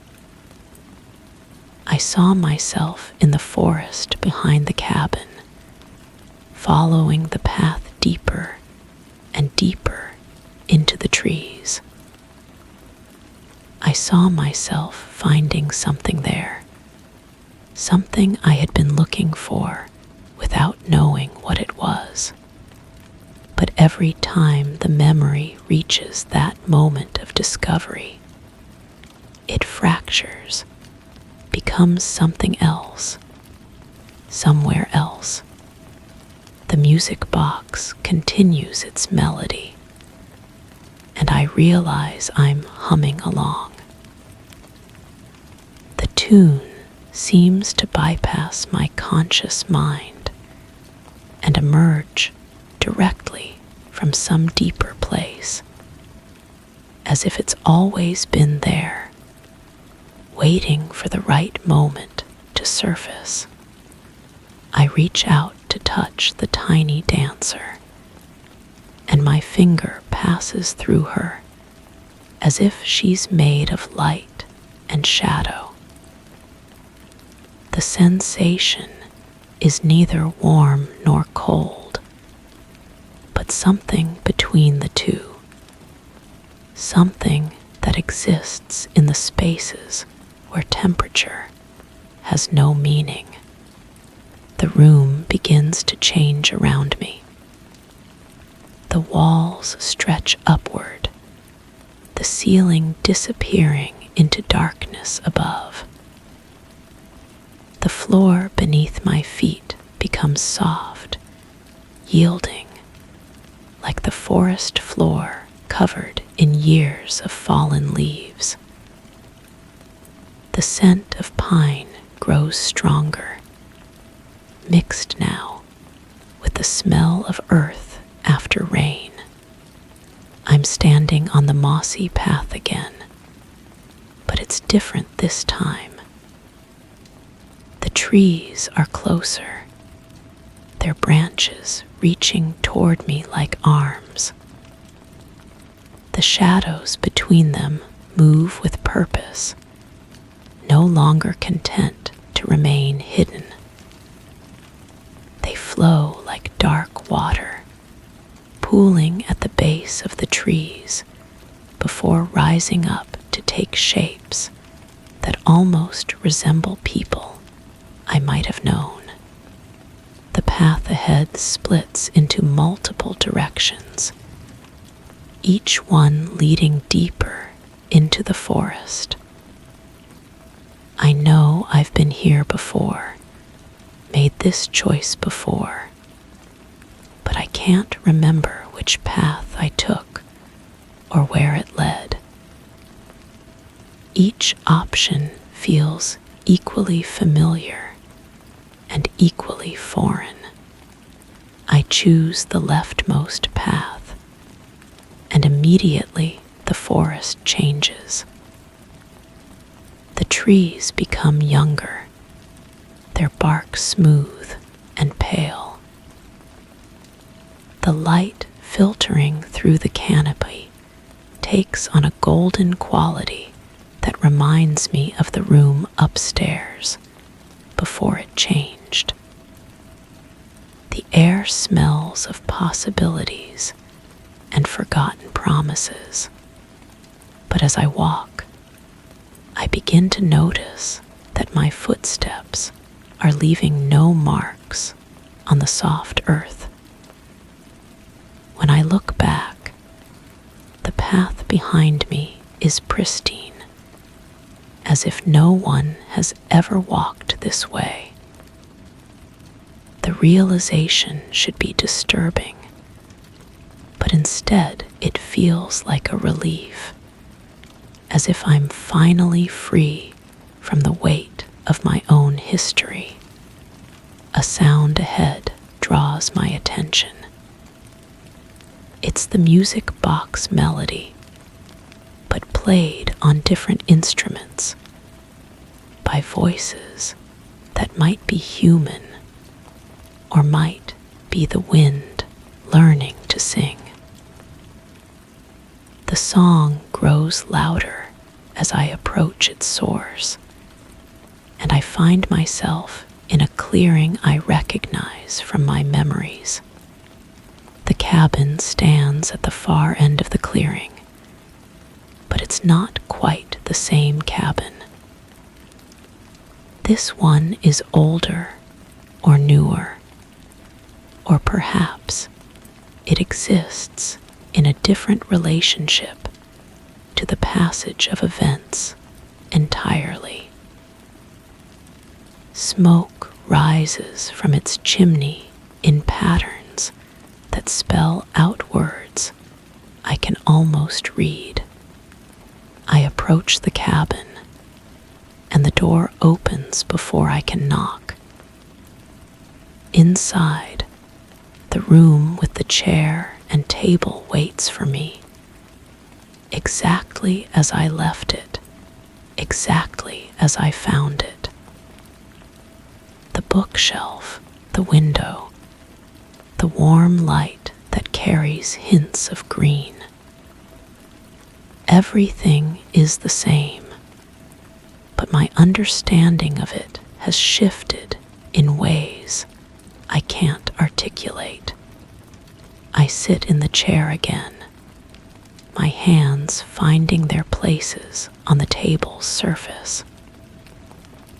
The wood grain still flows like water, but now I can see that it's not random patterns, but a map of sorts, showing pathways that branch and converge, leading to destinations that exist only in the spaces between memory and dream. There's something I'm supposed to remember, something important that hovers just beyond my ability to grasp. It has to do with the shadow, with the choice I made in the forest, with the reason I'm here in this room that breathes and dreams around me. The blocked memory stirs, like something rising from deep water. I can feel its weight, its significance, pressing against the barriers I've built to keep it contained. Part of me wants to let it surface, to finally understand what happened in the forest, what I found there, what I chose to forget. But another part of me, a deeper part, whispers that some things are forgotten for good reason, that some memories are too heavy to carry, too sharp to hold without cutting yourself on their edges. The memory comes anyway, gentle as falling snow, inevitable as morning. I was in the forest, following the shadow between the trees, not fleeing from it as I had thought, but pursuing it deeper into the green darkness where normal rules didn't apply. The shadow led me to a place where the trees grew in perfect circles, where the ground was soft with years of accumulated silence. In the center of that place, I found myself. Not a reflection, not a twin, but myself as I truly was, stripped of all the stories I told myself about who I was and what I wanted. This other self sat in meditation, eyes closed, completely at peace in a way I had never been. The shadow stood beside my true self, and I understood then that it wasn't something separate, something to be feared. It was the part of me I had refused to acknowledge, the darkness that gave meaning to the light, the silence that made sound possible. My true self opened its eyes and looked at me with infinite compassion. It didn't speak, but I heard its message clearly. I could choose to remember everything, to carry the full weight of who I was and what I had done, or I could choose to forget, to live in the gentle confusion of fractured memory, where nothing was quite real, and therefore nothing could truly hurt. I chose to forget, not out of cowardice, but out of kindness to myself. Some truths are too large for a human heart to hold. The memory fades, leaving me back in the room with the chair and table. But now I understand why the details keep shifting, why nothing remains consistent. I'm living in the space I created when I chose forgetting over remembering, a place where memory becomes fluid, where the past can be rewritten with each recollection. The shadow sits across from me again, though I didn't see it arrive. It nods once, a gesture of acknowledgement and approval. We are partners in this dance of forgetting, co-creators of a reality soft enough to cushion the fall from truth. The air fills with the scent of pine and earth, and I know that soon I'll be standing on the mossy path again, watching the shadow slip between the trees. I'll follow it, as I always do, deeper into the forest, where choices wait to be made again and again, each time with the same gentle mercy of selective amnesia. The room breathes around me, alive with possibilities and half-remembered dreams. The music box melody drifts through the air, played by instruments that exist only in the spaces between heartbeats. The light through the window shifts from gold to green and back again, marking the passage of moments that have no weight in linear sequence. I close my eyes and let myself sink into the rhythm of forgetting and remembering, of finding and losing, of walking the same path with fresh wonder each iteration. The shadow waits patiently, knowing that choose the same mercy again, that I'll step onto the mossy path and follow it deeper into the green darkness where memory becomes mutable and truth becomes optional. The air was filled with the scent of pine and earth as I stepped onto the mossy path behind the cabin, the crunch of dried leaves echoing faintly beneath my boots. But this time, I notice how the sound seems to come from everywhere and nowhere, how the leaves beneath my feet feel like pages from a book I once tried to read, but could never quite finish. The late afternoon sun filters through the dense canopy, casting patterns that spell out messages in a language I'm still learning to forget. I pause, letting the tranquility seep into my bones, knowing that soon I'll see the flicker of motion in the corner of my eye, the shadow that is both separate from me and inseparable from who I am. My breath hitches in anticipation, the forest holding its silence as if it, too, is waiting for the story to begin again,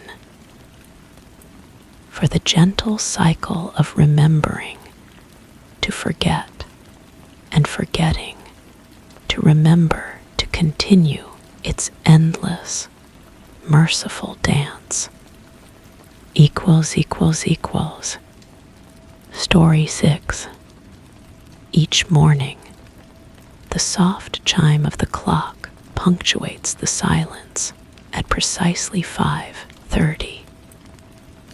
It's a hollow sound, resonating within the walls that seem to embrace me tighter each day. The room, bathed in the muted hues of early light, holds its breath, suspended in anticipation.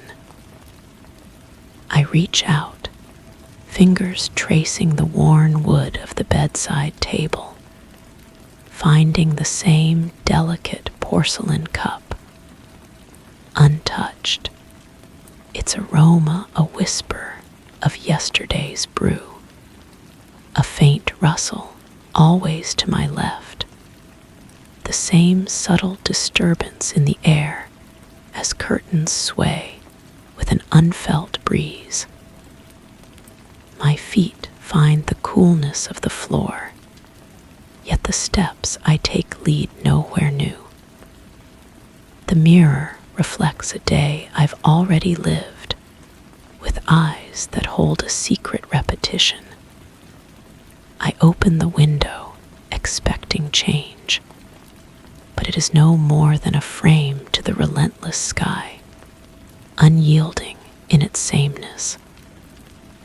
A gentle draft carries an echo of morning birdsong, looping endlessly, a melody without end. As the sun edges higher, the familiar weight presses against my thoughts, a reminder that any deviation slips through my grasp like mist. I attempt to disrupt the sequence, leaving the bed unmade, the cup misplaced, but the clock chimes again, resetting the world to its ordered rhythm, where every deviation is erased, and I begin anew. But something shifts beneath the surface of this endless repetition. The porcelain cup, though always in the same position, feels different under my fingertips. Cooler, the delicate Ridges along its rim seem more pronounced, as if the ceramic has grown thicker overnight. I lift it closer to my face, breathing in that familiar aroma. But today, there's something else woven through the scent. Something metallic and sharp that makes my tongue feel dry. The curtains continue their phantom dance, but I notice now how they move with perfect precision. Each fold falls in exactly the same pattern, each ripple following an invisible choreography. I walk to the window and press my palm against the glass. The surface should be cold, but instead it feels warm, almost alive, pulsing gently against my skin like a slow heartbeat. Outside, the sky maintains its stubborn sameness, but the quality of light has changed.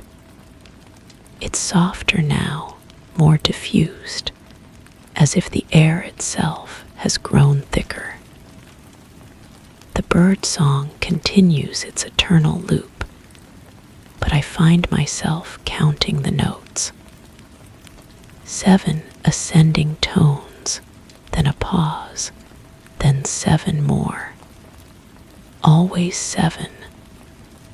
Always the same pause, but the pause is growing longer. I turn back to the room, and the mirror catches my attention. My reflection stares back with those familiar eyes that hold their secret repetition. But something in my face has shifted. The lines around my eyes seem deeper, more pronounced, as if the weight of all these identical mornings has begun to etch itself into my skin. I lean closer, studying the reflection, and notice that my mouth is moving silently, forming words I'm not speaking. The floorboards beneath my feet creak with each step, but the sound is different now, more hollow, more resonant, as if the space beneath the floor has grown larger, expanded into some vast cavity that swallows sound and sends it back transformed. I kneel down and press my ear to the wood, listening. There's something there, a faint vibration, rhythmic and steady, like distant machinery or a massive heart beating somewhere far below. I stand and walk to the bedside table again, drawn by an impulse I don't understand. The cup sits in its appointed place, but now I notice a thin crack running down one side. It wasn't there before. I'm certain it wasn't there before. The crack is hairline thin, barely visible, but it seems to pulse with its own faint light. I touch it with one finger, and the porcelain feels warm along the fracture, as if something inside is trying to break free. The familiar weight presses against my thoughts, but it's heavier now, more insistent. It feels less like a reminder and more like a presence, something that has taken up residence in the space behind my eyes. I try to focus on disrupting the sequence again, but my movements feel sluggish, as if I'm moving through thick honey. attempt to leave the bed unmade, my hands move of their own accord, smoothing the sheets with mechanical precision. The clock chimes, but this time I'm ready for it. I count the chimes, listening carefully to each hollow note. 1, 2, 3. But they don't stop at the expected number. They continue, each chime slightly different in pitch, creating a melody that seems to spiral downward into frequencies I can feel in my bones rather than hear with my ears. The room resets, but the reset is imperfect now. The cup returns to its position, but the crack remains. The curtains resume their dance, but they move just slightly out of sync with their previous rhythm. The mirror reflects the same day, but my reflection's lips continue to move, forming words that seem important, urgent, though I still can't hear them. I approach the mirror and watch my silent reflection more carefully. The mouth movements are deliberate, repetitive. I try to read the lips, to understand what I'm trying to tell myself. The words seem to be the same phrase, repeated over and over. Something short, something simple. A warning, perhaps, or a plea. The birdsong outside has changed too. The 7 ascending notes are still there, but now they're accompanied by something else. A low humming that seems to come from the walls themselves. A frequency that makes my teeth ache and my vision blur slightly around the edges. I close my eyes and listen more carefully, trying to separate the sounds, to understand their source. When I open my eyes, the room has grown darker, though the light outside hasn't changed. The shadows in the corners seem deeper, more substantial, as if they're made of something thicker than mere absence of light. I walk toward one of these shadows, and it seems to retreat slightly, maintaining its distance while somehow growing larger. The porcelain cup calls to me again. The crack has widened just barely, but enough that I can see something inside. A faint glow, warm and golden, that pulses in rhythm with the vibrations I feel through the floor. I pick up the cup with both hands, cradling it carefully, and bring it close to my face. The metallic scent is stronger now, mixed with something organic and earthy, like soil after rain or the inside of a greenhouse. Through the crack, I can see that the cup isn't empty as it appears from above. There's something inside, something that moves with liquid grace, but isn't quite liquid. It shifts and swirls, responding to the movement of the cup. And occasionally, I catch glimpses of shapes within it. Patterns that might be meaningful if I could just see them clearly enough. The weight in my thoughts grows heavier, and I realize it's not just pressing against my mind anymore. It's seeping into it, becoming part of my own thoughts. The boundaries between what I'm thinking and what the weight is suggesting have begun to blur. I find myself knowing things I shouldn't know, understanding connections that weren't there before. The repetition isn't a trap, it's a process. Each cycle isn't identical, it's iterative. Something is being refined, distilled, perfected with each reset. And I'm not the victim of this process. I'm the subject, the raw material being slowly transformed into something else. The mirror shows me mouthing the words again, and this time I think I understand what I'm trying to say. The phrase is simple, desperate. Let me out. But as soon as I recognize the words, I realize they're wrong. They're backwards.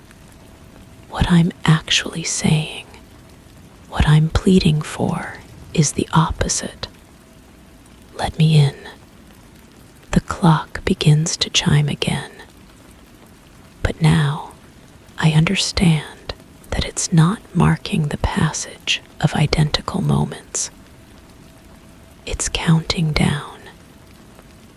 Each chime brings me closer to something, some threshold I'm approaching with each cycle. The hollow sound resonates not just in the walls, but in my bones, in the spaces between my thoughts, in the growing crack in the porcelain cup. I set the cup down carefully and walk to the window. The sky is the same, but now I can see that its sameness is an illusion. It's not that nothing changes. It's that everything changes so slowly that the movement is imperceptible from one cycle to the next. Like watching a flower bloom or watching ice melt. The transformation is constant, but nearly invisible. My reflection in the window glass is clearer than the one in the mirror. Here, I can see that my lips aren't just moving, they're changing. Growing thinner, more precise, as if they're being carved into a more perfect shape for speaking words I don't yet know. My eyes, too, are different, deeper, more receptive, as if they're learning to see things that were always there, but previously invisible. The vibrations from beneath the floor are stronger now, more rhythmic. They match the pulse of light in the cracked cup, the movement of the curtains, the spacing of the birdsong. Everything is synchronized, part of a larger pattern that encompasses the room, the building, perhaps everything beyond the window as well. I kneel again and press both palms flat against the floorboards.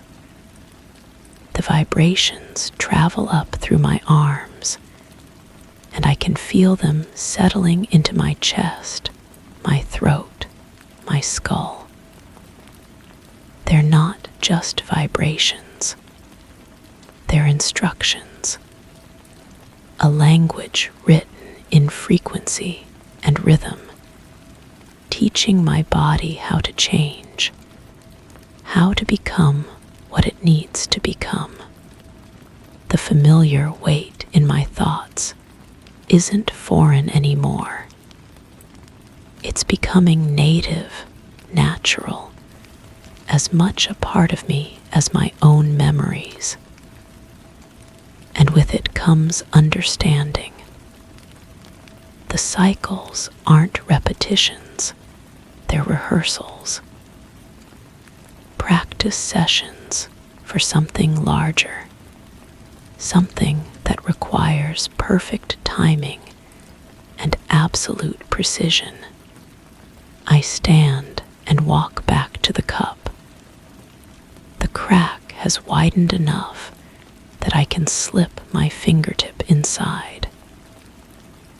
The substance within is warm and slightly viscous, and when I withdraw my finger, it's coated with something that looks like liquid light.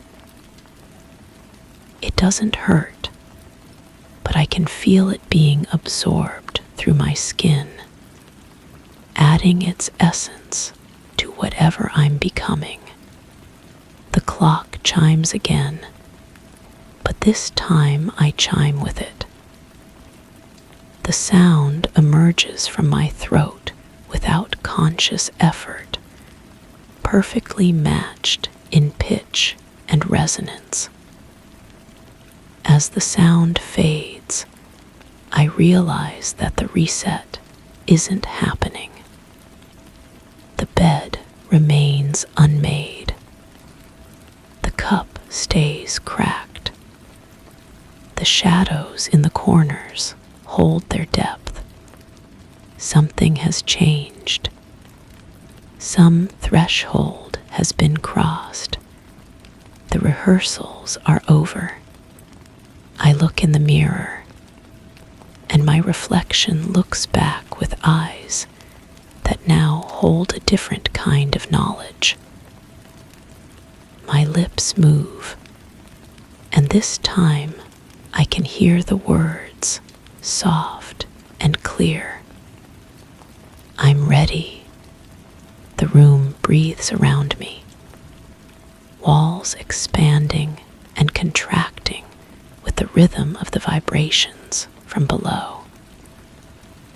The porcelain cup completes its transformation, the crack spreading in perfect spirals until the entire surface is covered in a web of glowing lines. The curtains dance with increasing complexity, their movements now clearly part of some larger choreography that extends beyond the window, beyond the room, beyond anything I previously understood. I am no longer the same person who woke to the chime each morning. That person was raw material, a rough draft being slowly refined into something more precise, more purposeful. The weight in my thoughts has become my thoughts, and my thoughts have become something larger than myself. The bird song outside changes key, ascending beyond the range of normal hearing into frequencies that I feel rather than hear. The sky begins to move, its sameness revealed as the surface of something vast and patient that has been waiting for this moment of completion. I reach for the cup one final time, and as my fingers close around it, the remaining barriers between what I was and what I'm becoming dissolve completely. The room, the morning, endless repetition, all of it, has been preparation for this single moment of perfect integration. The clock chimes once more, but now the sound comes from within me, resonating through the transformed chambers of my chest.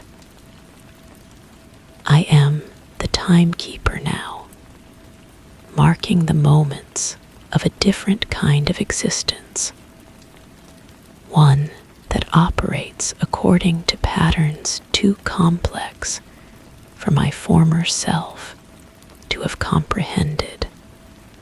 Outside the window, the sky completes its slow transformation, revealing itself as the inner surface of something unimaginably vast.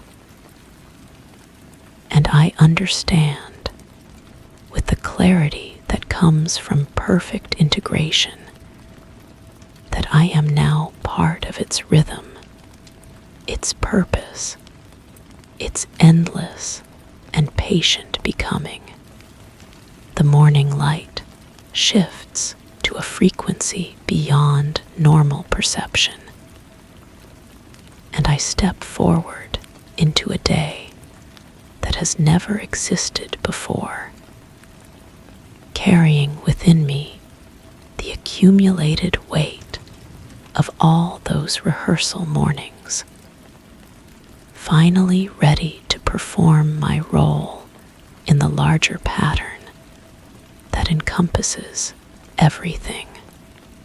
Equals. Story 7.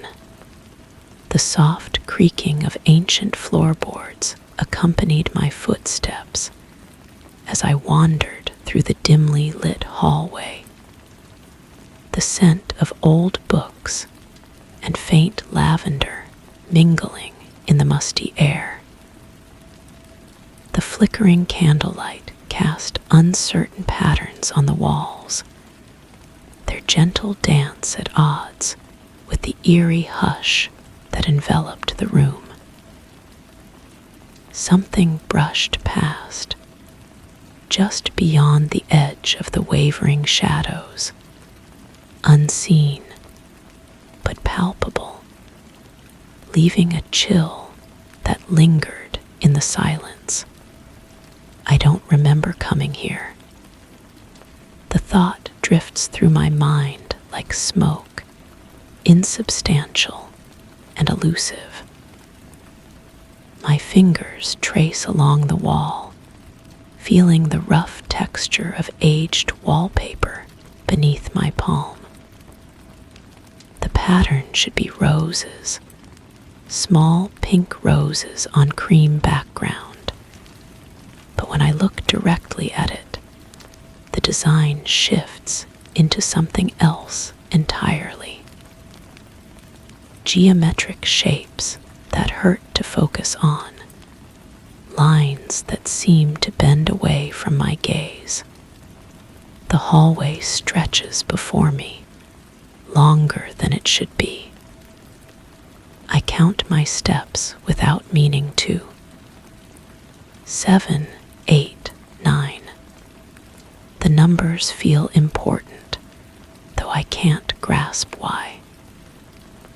Behind me, the path I've taken disappears into a darkness, so completed might as well be a wall. There's only forward now, only the gentle whisper of my bare feet against wood that sighs with each step. A door appears on my left. The brass handle is warm, almost fevered, beneath my touch. I don't remember deciding to turn it, but suddenly I'm inside a room filled with shelves that reach toward a ceiling lost in shadow. Books line every surface, their spines creating a patchwork of faded colors. The lavender scent is stronger here, almost overwhelming, as if someone has crushed the flowers directly beneath my nose. I pull a volume from the shelf. The leather binding is soft, worn smooth by countless hands. When I open it, the pages are blank except for a single sentence written in familiar handwriting. You chose to forget, but forgetting chose you back. The words seem to pulse on the page, growing darker as I stare at them. I close the book quickly, but the echo of those words continues to resonate in my skull. The memory comes suddenly, triggered by the weight of the book in my hands. I'm sitting in a different room, sunlight streaming through tall windows. There's someone across from me, their face obscured by the glare, but their voice is clear and patient. They're explaining something important, something about archives and preservation, about memories that need to be kept safe. But in this memory, the sunlight is purple, casting everything in an impossible violet hue that makes my stomach turn. I set the book back on the shelf, but it won't stay. It falls to the floor with a sound like breaking glass, though the binding remains intact. When I bend to retrieve it, another memory surfaces. I'm in this same room, but younger somehow, my hands smaller as they reach for the same book. The person with the obscured face is here too, standing behind me, their breath warm against my neck as they whisper instructions I can't quite hear. The whispers sound like wind through dry leaves, but underneath there's something else, something that might be laughter. The candle flame flickers, drawing my attention. The wax has been burning for what feels like hours, yet the candle remains the same height. Melted wax pools at its base, but the pool never grows larger, never overflows the small brass dish that holds it. I reach toward the flame, feeling its heat against my palm, but when I pull my hand away, there's no warmth lingering on my skin. Another memory. I'm walking through the same hallway, but the walls are painted a different color. Blue instead of the faded green I see now. The same person is with me, their footsteps perfectly synchronized with mine. They're telling me about the importance of documentation, about recording everything so nothing is lost. But in this memory, their footsteps make no sound at all, as if they're floating just above the floorboards.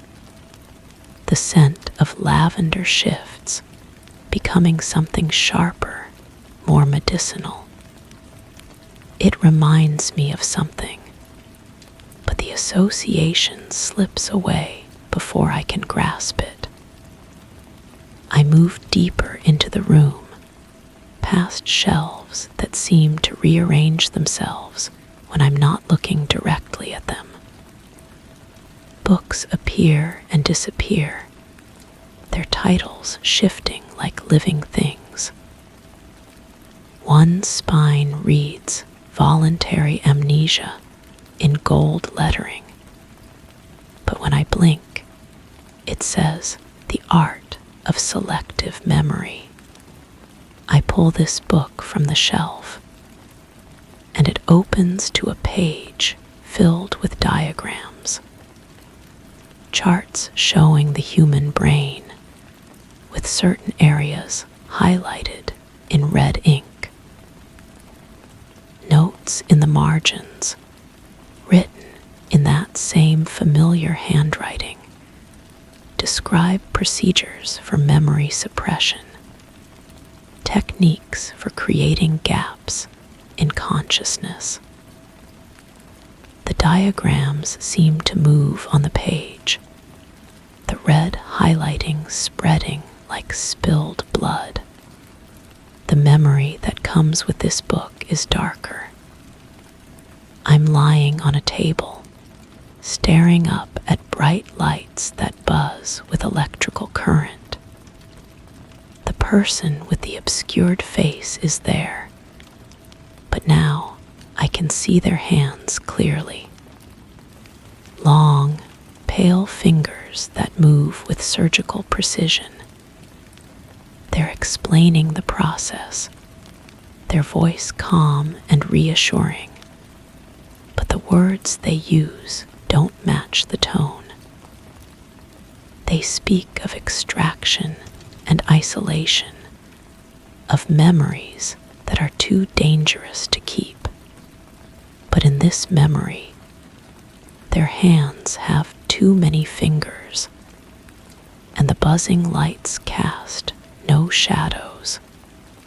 I slam the book shut, but the images remain burned into my vision. The room around me seems to pulse with a rhythm that matches my heartbeat. The shelves breathe in and out, expanding and contracting like lungs. The lavender scent has become cloying, suffocating, filling my mouth with a taste like dried flowers and copper. Moving toward the far end of the room, I find another door. This one is different, painted white instead of the dark wood of the others. The handle is cold, so cold it burns my palm when I grasp it. Beyond the door is another hallway, identical to the first, but somehow reversed, as if I'm looking at it through a mirror. The memories come faster now, overlapping and contradicting each other. I remember signing papers, my signature bold and confident across official-looking documents. But I also remember refusing to sign, shaking my head as tears streamed down my face. I remember walking into this place willingly, eagerly even, but I also remember being carried, my limbs too heavy to move on my own. In one memory, the person with the obscured face is kind, their voice gentle as they explain that this is for my own good, that some memories are too painful to bear. In another, they're clinical and detached, speaking of me as if I'm not in the room, discussing my case with others whose faces I can never quite see. But in both memories, when they touch my forehead, their fingers leave marks that glow with soft light.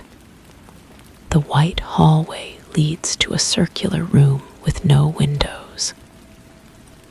Candles line the walls, their flames perfectly still despite the air that moves around me like a living thing.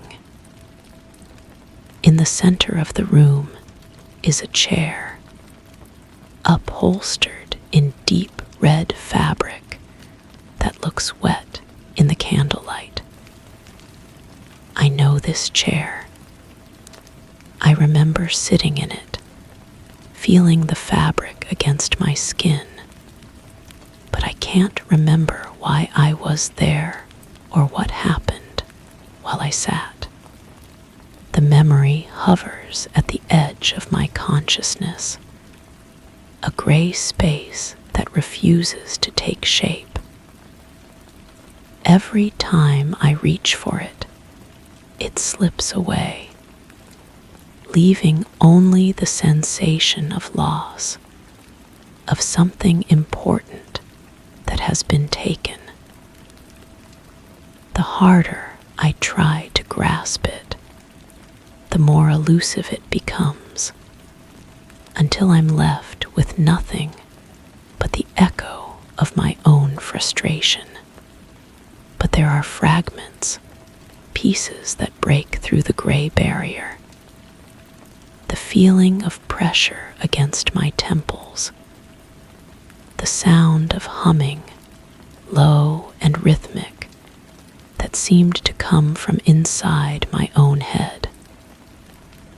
The taste of something bitter on my tongue, medicine that made everything soft and distant. And underneath it all, a voice asking questions I couldn't answer, probing for memories I couldn't reach. I approach the chair slowly, my footsteps muffled by a carpet I hadn't noticed before. The fabric is deep blue, almost black, with patterns that seem to shift when I'm not looking directly at them.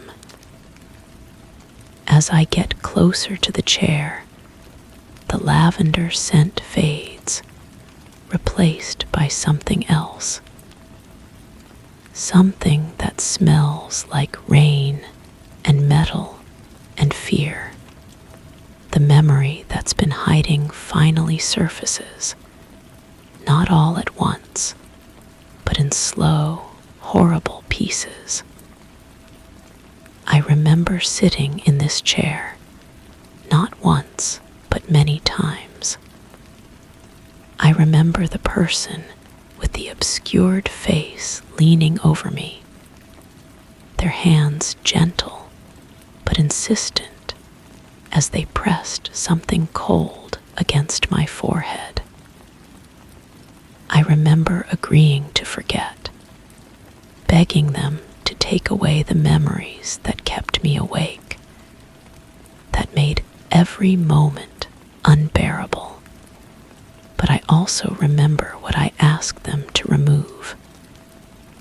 Not trauma or pain, as I had expected, but something else entirely. Moments of joy so pure they felt like looking directly into the sun. Faces of people I loved more than my own life. The sound of laughter that made everything else worthwhile. I had chosen to forget not because the memories hurt, but because they made everything else feel empty by comparison. The realization hits me like a physical blow. I sink into the chair, feeling the fabric mold itself around my body as if it remembers my shape. The person with the obscured face had tried to warn me, had explained that removing joy was more dangerous than removing pain, that it would leave me hollow, searching for something I could never name. But I had insisted, had signed the papers with shaking hands, desperate to escape the weight of my own happiness. Now I understand why their face was always obscured. It wasn't shadow or light that hid their features, but my own mind, protecting me from recognizing someone I had once loved enough to forget completely. The procedures hadn't just removed memories. They had removed my ability to perceive the person who had tried to save me from my own choice. The candles around the room begin to flicker in unison, their flames bending toward me as if drawn by some invisible force. The lavender scent returns, but now I recognize it for what it is. Not flowers, but the antiseptic they used to clean the instruments, masked with artificial fragrance to make the process more bearable. I try to stand, but the chair holds me gently, firmly. The red fabric has darkened to the color of dried blood, and I can feel it pulsing against my skin like a living thing. The memories I've recovered begin to fade again, slipping away like water through my fingers. I can feel the process starting over, the careful erasure of everything I've just learned. The room grows darker, the candle flames shrinking to pinpricks of light. The walls seem to move closer, compressing the space around me until I can barely breathe. I want to call out, to scream for help, but my voice makes no sound. The silence is complete, absolute, pressing against my eardrums like deep water. And then, as suddenly as it began, everything stops. The pressure lifts, the candles flare back to life, and I can breathe again. But something has changed. The room looks the same, but feels different, as if I'm seeing it for the first time. The chair beneath me is comfortable, familiar, like an old friend welcoming me home. I stand slowly, my legs unsteady, but supporting my weight. The circular room has a door I hadn't noticed before, painted the same deep red as the chair's fabric. Beyond it, I can hear the soft creaking of floorboards, the whisper of footsteps in a distant hallway. Someone is calling my name, though I can't quite make out the words. I move toward the door, my hand reaching for the handle. It's warm beneath my palm, almost fevered, but the heat feels welcoming rather than alarming. As I turn the handle, the lavender scent grows stronger, mixed with the smell of old books and something else, something that might be home. The door opens onto the same hallway where I began, but everything is different now. The wallpaper shows clear roses, pink on cream, exactly as it should be. The candlelight is steady, casting warm pools of light that chase away the shadows. My footsteps make no sound as I walk, but that seems natural now, as if silence is the proper state of this place. I don't remember how I got here, but that doesn't matter anymore.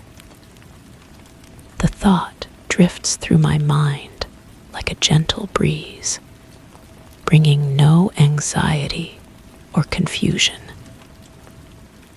My fingers trace along the wall, feeling the familiar texture of aged paper beneath my palm. The pattern is roses, small pink roses that seem to nod in greeting as I pass. The hallway stretches before me, exactly as long as it should be. Behind me, the path I've taken remains visible, a trail of soft light that marks my passage. There's only forward now, only the gentle whisper of my bare feet against wood that welcomes each step. A door appears on my left, its brass handle warm and inviting beneath my touch. I don't remember deciding to turn it, but suddenly I'm inside a room filled with shelves that reach toward a ceiling painted with stars. Books line every surface, their spines creating a rainbow of bright colors. The lavender scent is perfect here, exactly the right strength, as if someone has calculated the precise amount needed to create peace. I pull a volume from the shelf, and the leather binding feels like coming home. When I open it, the pages are filled with beautiful handwriting that tells stories of joy and love and moments too precious to lose. But as I read, the words begin to fade, becoming lighter and lighter until the pages are blank once more. I close the book gently and place it back on the shelf, where it settles into its proper place with a soft sigh. The weight of it in my hands triggers a memory, but this one is different from the others. In this memory, I'm sitting in a comfortable chair in a room filled with warm light. Someone is with me, their face clear and kind, explaining that I'm here by choice, that I can leave whenever I want. But I don't want to leave. This place is exactly where I belong, where I've always belonged. The memories that surface now are gentle ones, walking through hallways filled with soft light, reading books that tell perfect stories, sitting in chairs that know exactly how to hold me. Everything here is as it should be, as it has always been. The soft creaking of ancient floorboards accompanies my footsteps as I wander through the dimly lit hallway. The scent of old books and faint lavender mingling in the musty air. The flickering candlelight casts uncertain patterns on the walls, their gentle dance at odds with the eerie hush that envelopes the room. Something brushes past, just beyond the edge of the wavering shadows, unseen but palpable, leaving a chill that lingers in the silence. But this time, the chill feels like a caress. Equals equals equals. Story 8. Observation Protocol. Temporal Anomaly Study. Subject: Self-assessment of environmental consistency. Section 1. It began like any other evening. The soft hum of twilight slipping through the window, filling the room with a muted gray glow. The lamp on the corner table flickered 3 times, always 3, then steadied itself to a gentle, warm glow. I would sit by the window, watching the thin, pale curtains ripple as if stirred by an unfelt breeze. On the small table, a cup of tea steamed, cinnamon and chamomile, its upward spirals fading into the almost tangible stillness.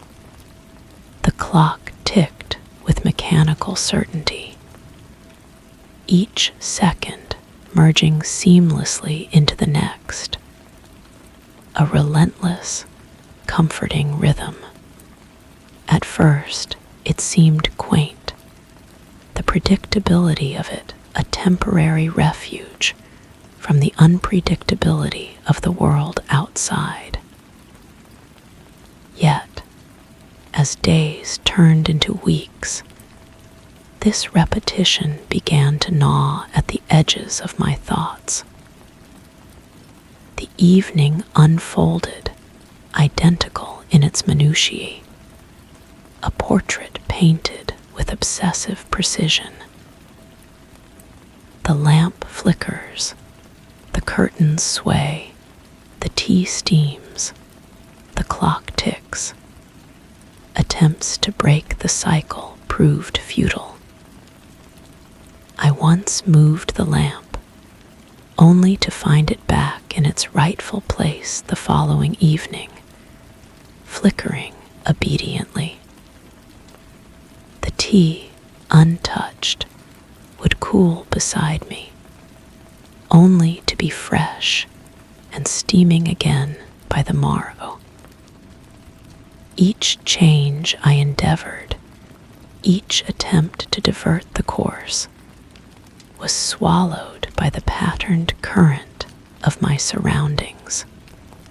In this precise choreography, unease grew a sense of being enclosed within a loop endless in its repetition, yet impermeable to alteration.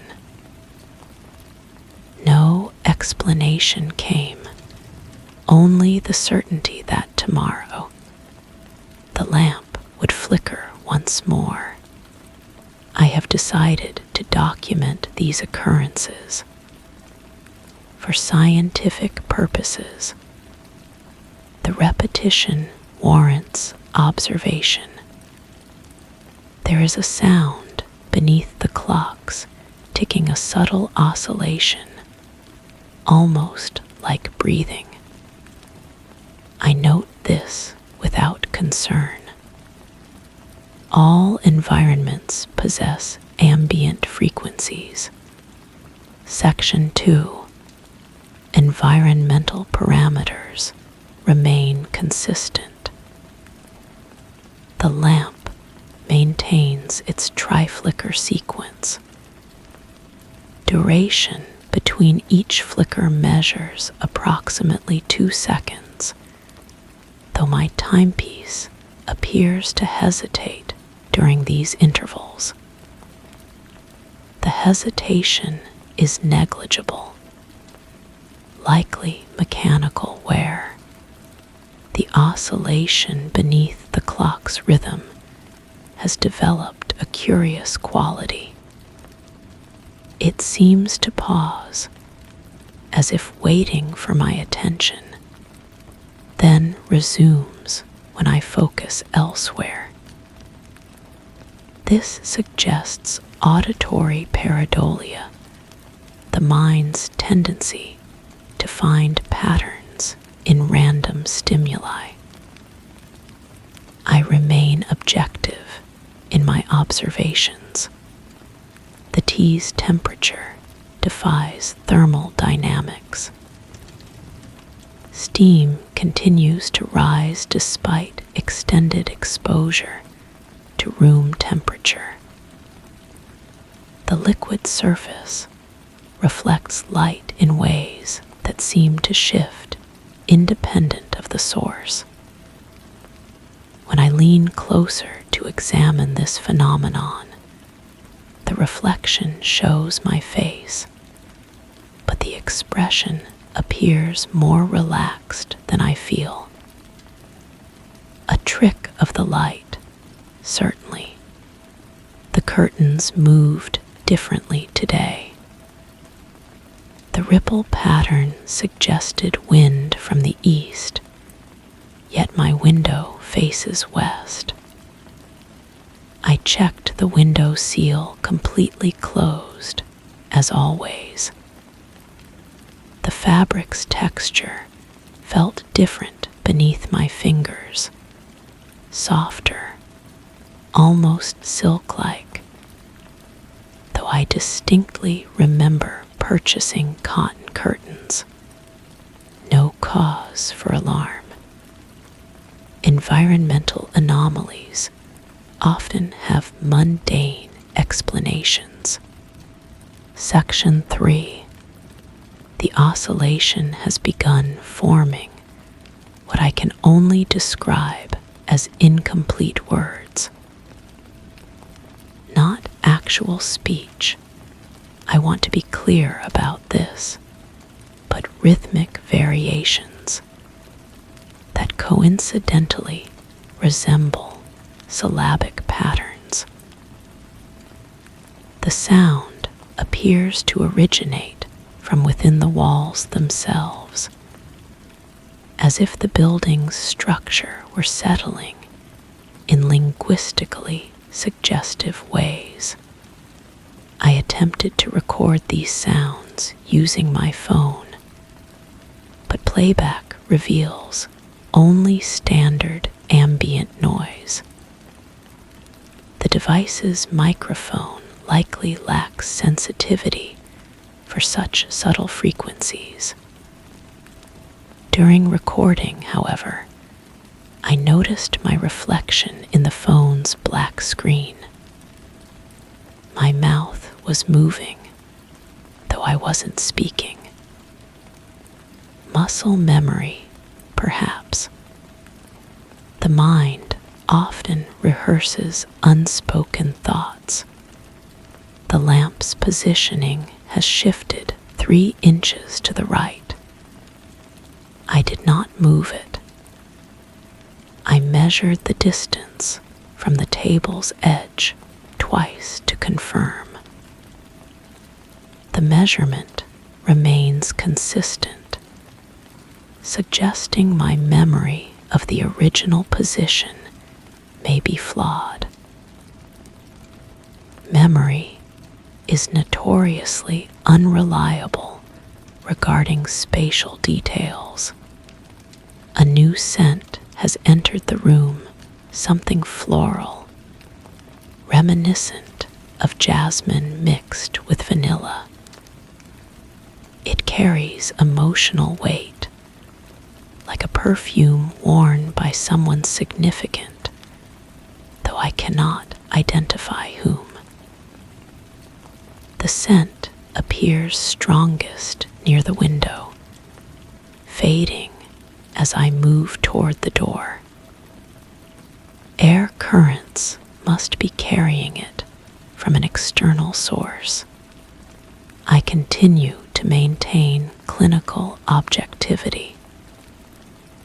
These observations serve a purpose I have yet to determine. Section 4. The words are becoming clearer. Not words patterns. I must be precise in my terminology. The oscillation creates patterns that my auditory cortex interprets as familiar phonemes.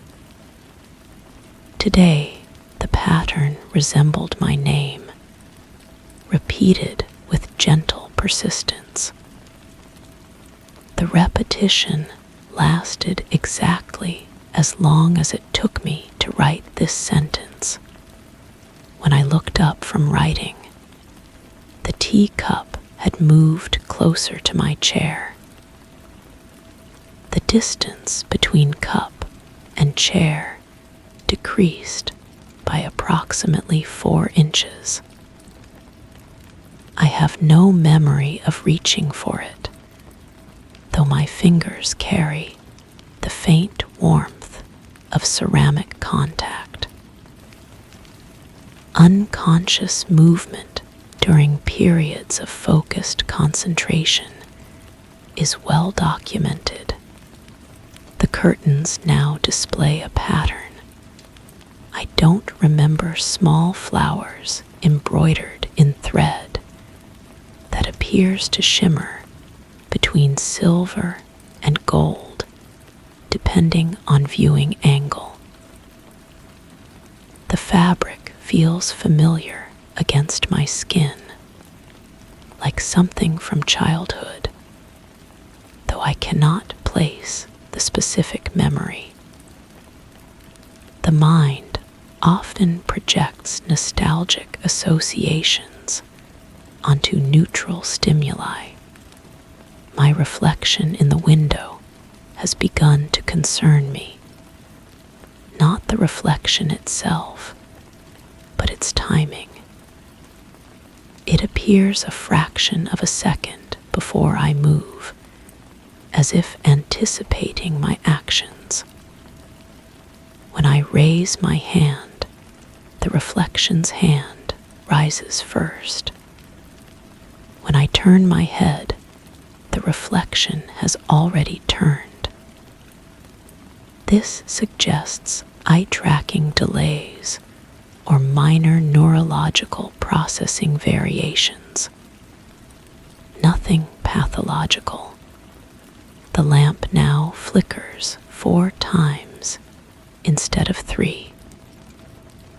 I have observed this change consistently over multiple cycles. The 4th flicker burns brighter, casting shadows that seem to lean toward me regardless of my position in the room. Shadow behavior depends on light source angle and object placement. The apparent directional preference is perceptual bias. Section 5. I found words written in my notebook that I do not remember writing. The handwriting appears to be mine, though the ink is darker, more deliberate. The words describe sensations I have experienced, but not yet documented. The texture of the curtains, the scent of jasmine, the anticipatory nature of my reflection. The writing knows things I haven't written down yet. This suggests dissociative episodes during which I continue to function and record observations without conscious awareness. Stress-induced dissociation can create gaps in memory while preserving motor functions. I should consider this a symptom requiring attention, not a supernatural phenomenon. The oscillation now speaks in complete sentences. I use the word speaks metaphorically. The pattern of sounds creates the impression of speech without actual vocalization. Today it seemed to ask, do you remember who you were before the evening began? The question lingers in my mind with uncomfortable persistence. I cannot recall arriving in this room. I cannot recall deciding to begin these observations. My earliest clear memory is of sitting by the window, watching the lamp flicker.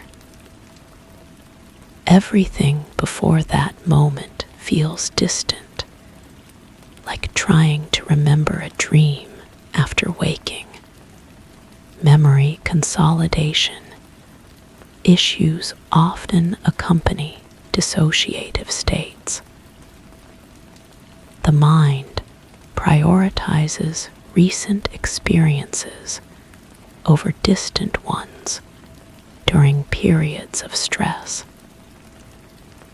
This explanation satisfies the available evidence. The tea tastes different now. Still cinnamon and chamomile, but with an underlying flavor I recognize but cannot name. It tastes like comfort, like safety, like being held. These are not flavors. They are emotional associations triggered by chemical compounds interacting with memory centers in the brain. When I set the cup down, it makes no sound against the table surface. Section 6. The room is larger than it was yesterday. I measured the distance from window to door, 12 feet. I distinctly remember measuring 10 feet previously. I have checked my notes. The measurement is not recorded anywhere, though I am certain I wrote it down.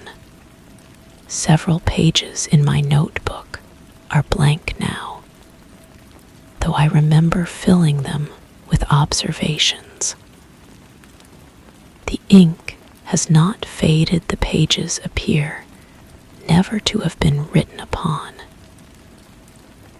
Yet, I can almost see the ghost impressions of words that were once there, like shadows burned into my retinas. The lamp no longer flickers. It pulses now, a steady rhythm that matches my heartbeat. When my pulse quickens, the light brightens. When I breathe deeply to calm myself, the glow softens. This synchronization could indicate unconscious muscle responses affecting my perception of light intensity, or it could mean something else entirely. I am beginning to doubt the adequacy of my explanations. The oscillation has stopped asking questions. Now it hums melodies, lullabies I remember from childhood, though no one ever sang them to me. The melodies carry emotional weight that makes my chest tighten with longing for something I cannot identify. Music often triggers powerful emotional responses through neurological pathways connected to memory formation. But I find myself humming along before I consciously recognize the tune. The curtains have begun to move in patterns that suggest someone walking past the window. Yet, when I look outside, the street remains empty. The shadows cast by the moving fabric create shapes on the wall profiles of faces, reaching hands, figures in motion. Pareidolia again, but the consistency of the patterns suggests either remarkable coincidence or intentional design. My reflection now appears in surfaces that should not be reflective. The wooden table, the fabric of my chair, the pages of this notebook. In each reflection, I appear to be writing, even when my hands are still. The reflection me writes with fluid, confident strokes, while I struggle to find words that adequately describe what I observe. Section 7. Something is writing in my notebook while I sleep. I wake to find new entries in my handwriting, describing events I do not remember experiencing. The writing describes conversations with someone who sits in the chair across from me, though there is no chair across from me. It describes meals I do not remember eating, books I do not remember reading, thoughts I do not remember thinking. The writing is more eloquent than my conscious efforts.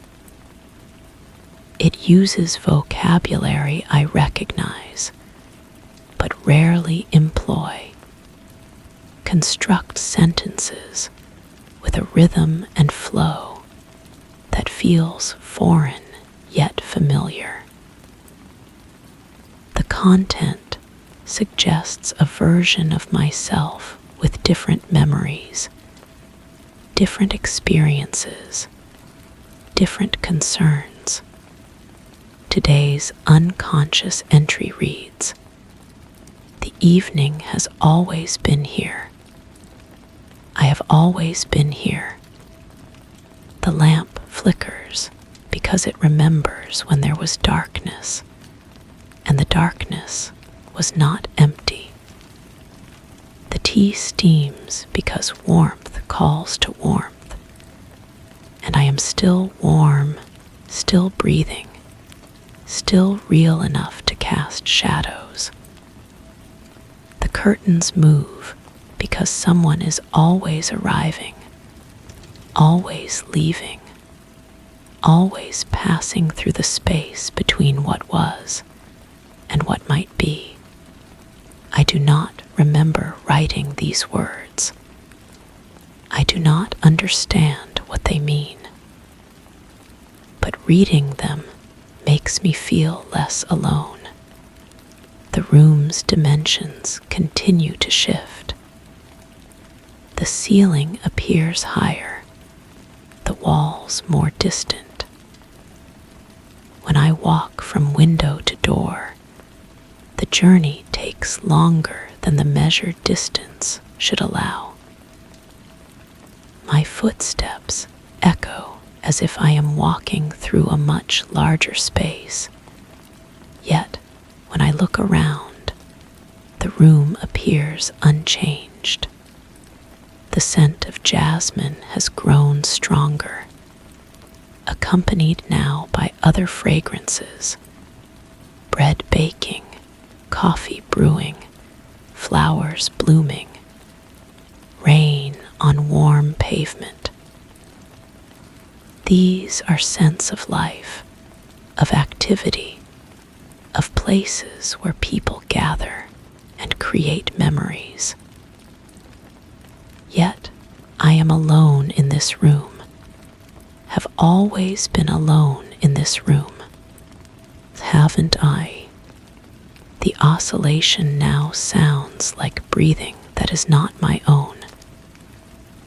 Deep, steady, peaceful breathing, as if someone sleeps nearby. The rhythm is comforting, like a presence that watches over me while I work. When I hold my breath to listen more carefully, the other breathing continues, unaffected by my attention. I am no longer certain I am alone. I am no longer certain I ever was. Section 8. The lamp spoke to me today not through flickers, but through the quality of its light. The glow shifted in intensity and warmth, creating a language of illumination that I somehow understood. It told me that the evening is not a time, but a place, not a when, but a where, and I have been living inside it rather than experiencing it. This makes no sense according to conventional understanding of temporal mechanics, yet it feels true in a way that bypasses rational analysis. Truth, I am learning, is not always rational. My reflection has begun to act independently. While I sit still, it moves around the reflected room, examining objects I cannot see, interacting with people who are not there. Sometimes it looks directly at me through the glass, and its expression carries a mixture of pity and recognition, as if it knows something about my situation that I do not. When I wave, it does not wave back.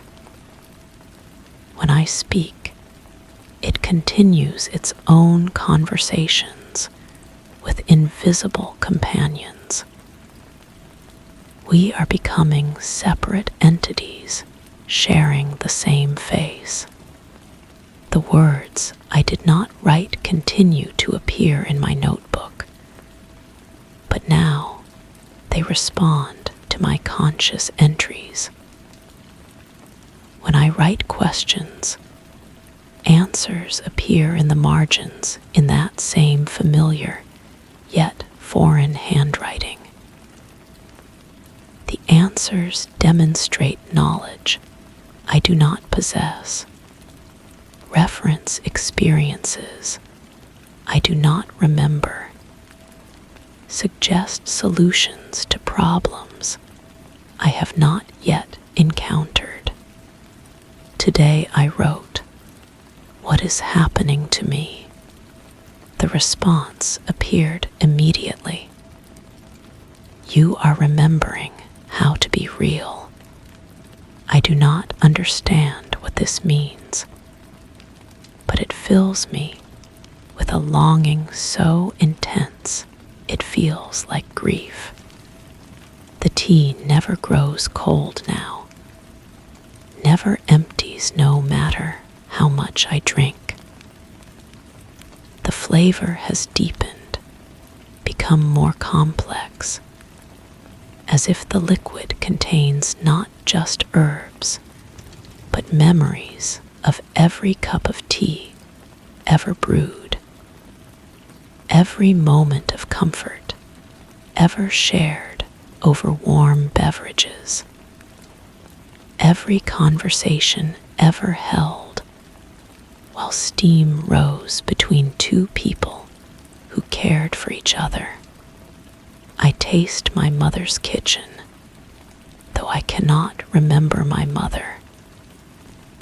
I taste winter afternoons and summer evenings, though I cannot remember seasons changing. I taste companionship, though I cannot remember not being alone. The curtains have begun to show scenes instead of simply moving. Images flicker across the fabric like a projection screen. People walking down streets I do not recognize. Families gathered around dinner tables. Children playing in gardens. Lovers holding hands beneath streetlights. The scenes feel like memories, but they are not my memories. Or are they? Memory, I am discovering, may be more fluid than I previously understood. Section 9. I can no longer distinguish between the words I write consciously and those that appear without my awareness. The handwriting has become uniform, the voice consistent, the thoughts flowing together like streams converging into a river. Perhaps there was never a distinction. Perhaps the other writer was always me, just a me I had forgotten how to be. The room now extends beyond its physical boundaries. When I walk toward what should be walls, I find corridors leading to other rooms, other windows, other versions of the same evening. Each room contains the same lamp, the same chair, the same table with the same cup of tea, but the details vary slightly. In one room, the curtains are blue instead of white. In another, the lamp sits on the right side of the table instead of the left. In a third, there are 2 chairs instead of 1. In that room with 2 chairs, someone sits across from me. I cannot see them clearly. They exist at the edge of perception, like something glimpsed in peripheral vision that disappears when looked at directly. But I can feel their presence, warm and familiar and patient. They have been waiting for me to notice them. When I speak aloud in that room, they respond, though I cannot hear their voice so much as feel their words forming in my mind.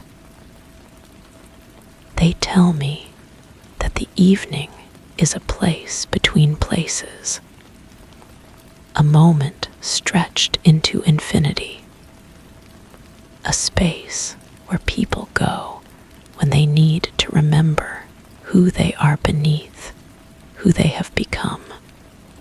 They tell me I have been here longer than I think, and not as long as I fear.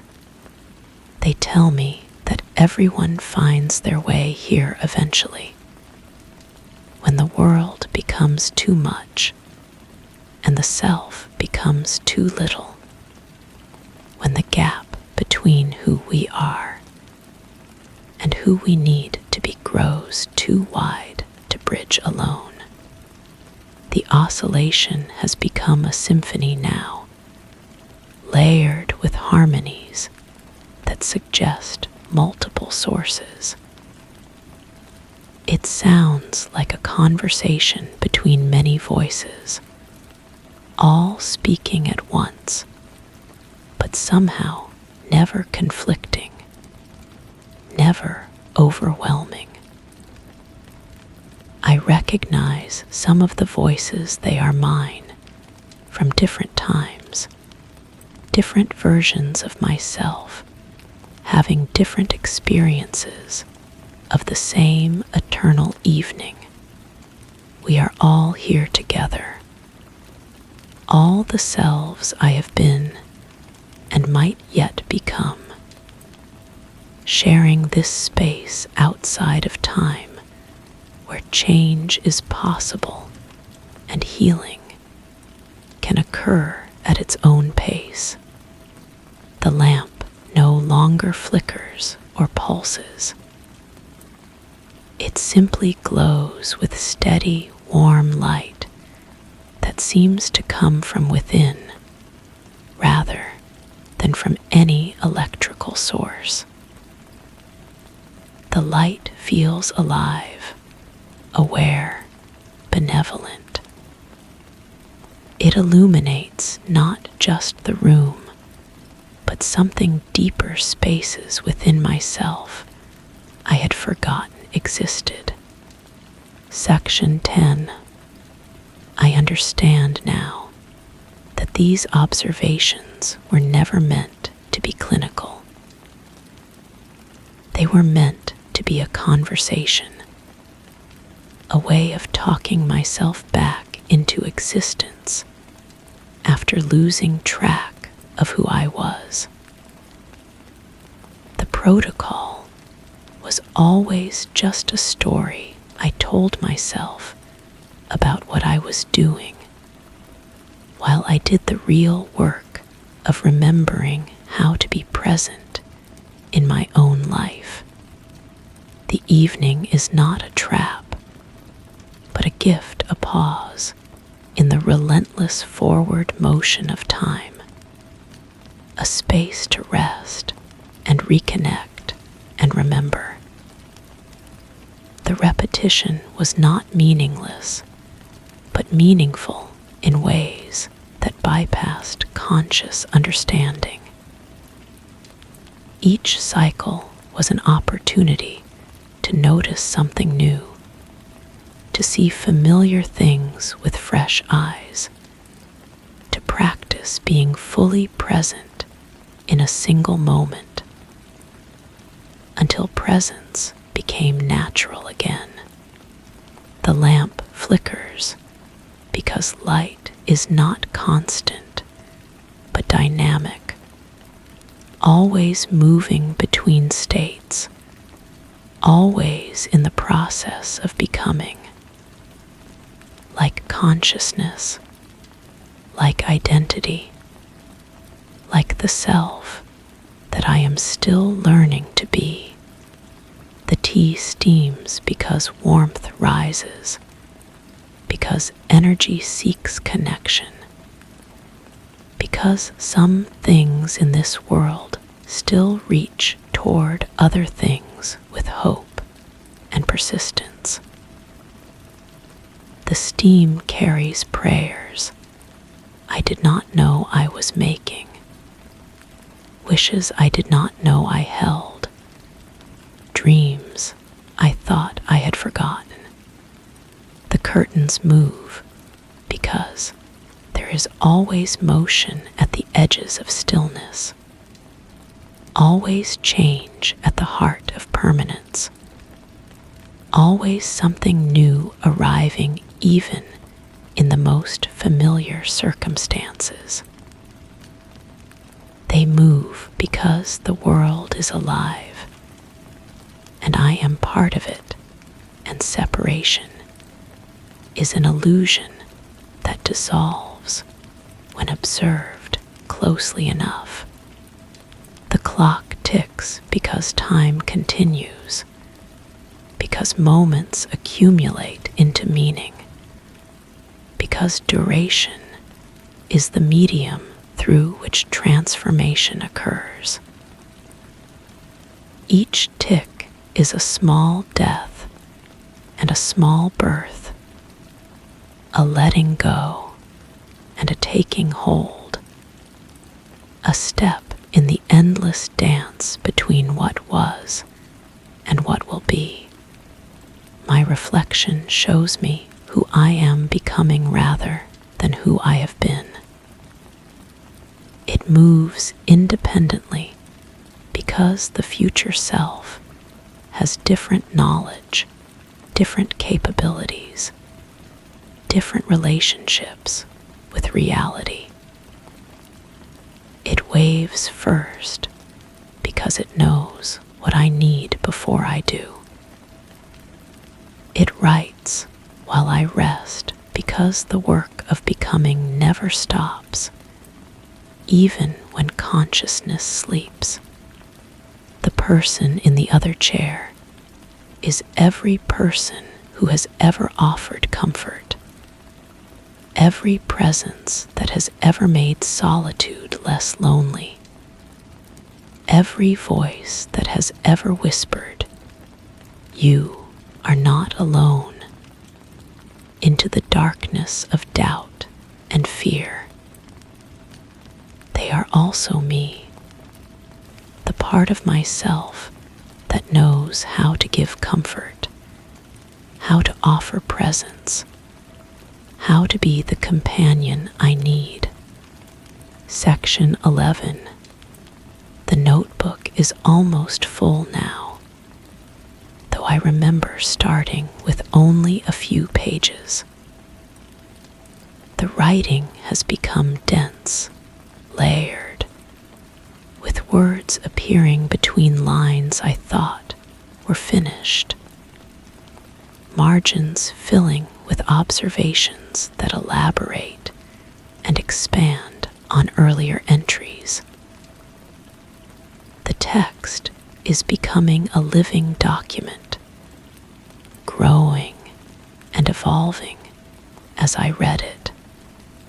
I realize I am no longer sure when I started writing, or if I ever started at all. Perhaps I have always been writing, always been observing, always been sitting in this chair by this window, in this eternal evening that exists outside the normal flow of time. Perhaps this is what I do, who I am, why I am here. The room has stabilized now, its dimensions fixed, its contents settled. But the stability feels chosen rather than imposed, like a decision to stay in one place after a long journey rather than a prison that prevents movement. I could leave if I wanted to. I could walk through the door, step outside, return to the world of linear time and singular identity and explanations that satisfy rational analysis. But I do not want to leave. Not yet. There is still work to do here, still observations to make, still aspects of this experience to understand and integrate. The evening has become home in a way that transcends physical location. It is the place where I am most myself, most present, most connected to the deeper currents of existence that flow beneath the surface of ordinary life. The oscillation has resolved into silence now, but it is not the silence of absence. It is the silence of completion, of questions answered, of needs met, of purposes fulfilled.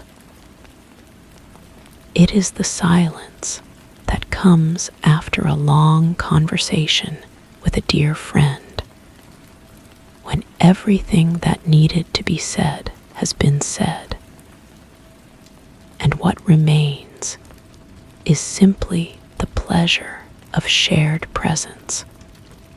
The lamp glows steadily, neither flickering nor pulsing, simply being light in the darkness, warmth in the cold, constancy in the flux. It has taught me something about how to exist, not by struggling against change, but by maintaining essence through all transformations, not by seeking to control circumstances, but by responding to them with consistent authenticity. The tea in my cup has become perfectly clear, like water, but with the weight and warmth of all the flavors it once contained. When I drink it, I taste not cinnamon or chamomile, but something more fundamental, the essence of nourishment, comfort, care. It is what tea becomes when it stops being a beverage and becomes a sacrament. Section 12. I am no longer certain whether I am writing these words or reading them. The distinction has become meaningless. The observations flow through me rather than from me, as if I am a conduit for understanding rather than its source. Perhaps this is what all writing really is, a collaboration between the conscious mind that holds the pen and the deeper intelligence that knows what needs to be expressed. The curtains hang still now, but their stillness contains all the movement they have ever made, all the patterns they have ever displayed, all the scenes they have ever revealed. Looking at them, I can see every moment of their motion simultaneously, like a photograph with infinite exposure time that captures not just an instant, but an entire history of instants. This is how I am learning to see everything, not as fixed objects in space, but as processes unfolding through time, not as separate entities, but as aspects of a single, continuous becoming. The lamp is not just a lamp, but the history of all light, the potential for all illumination. The table is not just a table, but the memory of the tree it came from, and the possibility of all the objects it might yet become. I am not just myself, but the accumulation of all my experiences and the potential for all my future transformations. The evening is not just a time of day, but a quality of awareness, a way of being present that can occur at any moment when the conditions are right. The person across from me has become clearer, more distinct, though still impossible to describe in conventional terms. They are simultaneously stranger and intimate familiar, other and self, teacher and student. When they speak now, I hear their voice as clearly as my own thoughts, and I realize there was never any difference between the two. They tell me that observation is a form of love, that attention is a kind of prayer, that presence is the most profound gift, one consciousness can offer another. They tell me that I have been learning to love myself by watching myself with the same careful attention I would give to anything precious and mysterious and worthy of understanding. They tell me that the protocol was always a love letter, written by one part of myself to another part that had forgotten how to feel at home in the world. The notebook has become infinite. No matter how much I write, there are always more pages, always more space for observations, always room for new understanding to emerge. The margins expand to accommodate whatever needs to be said. The lines stretch to hold whatever truth wants to be expressed.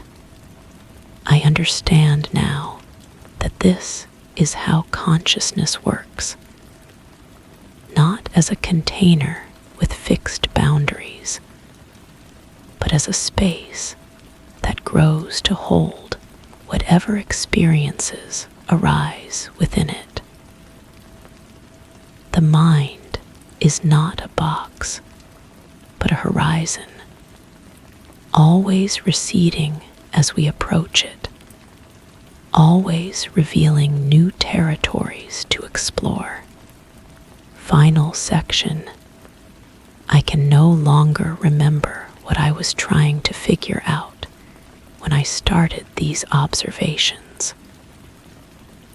The mystery that prompted the investigation has dissolved, not because it was solved, but because it was transcended. I have become the answer to my own question, the solution to my own puzzle, the resolution to my own uncertainty.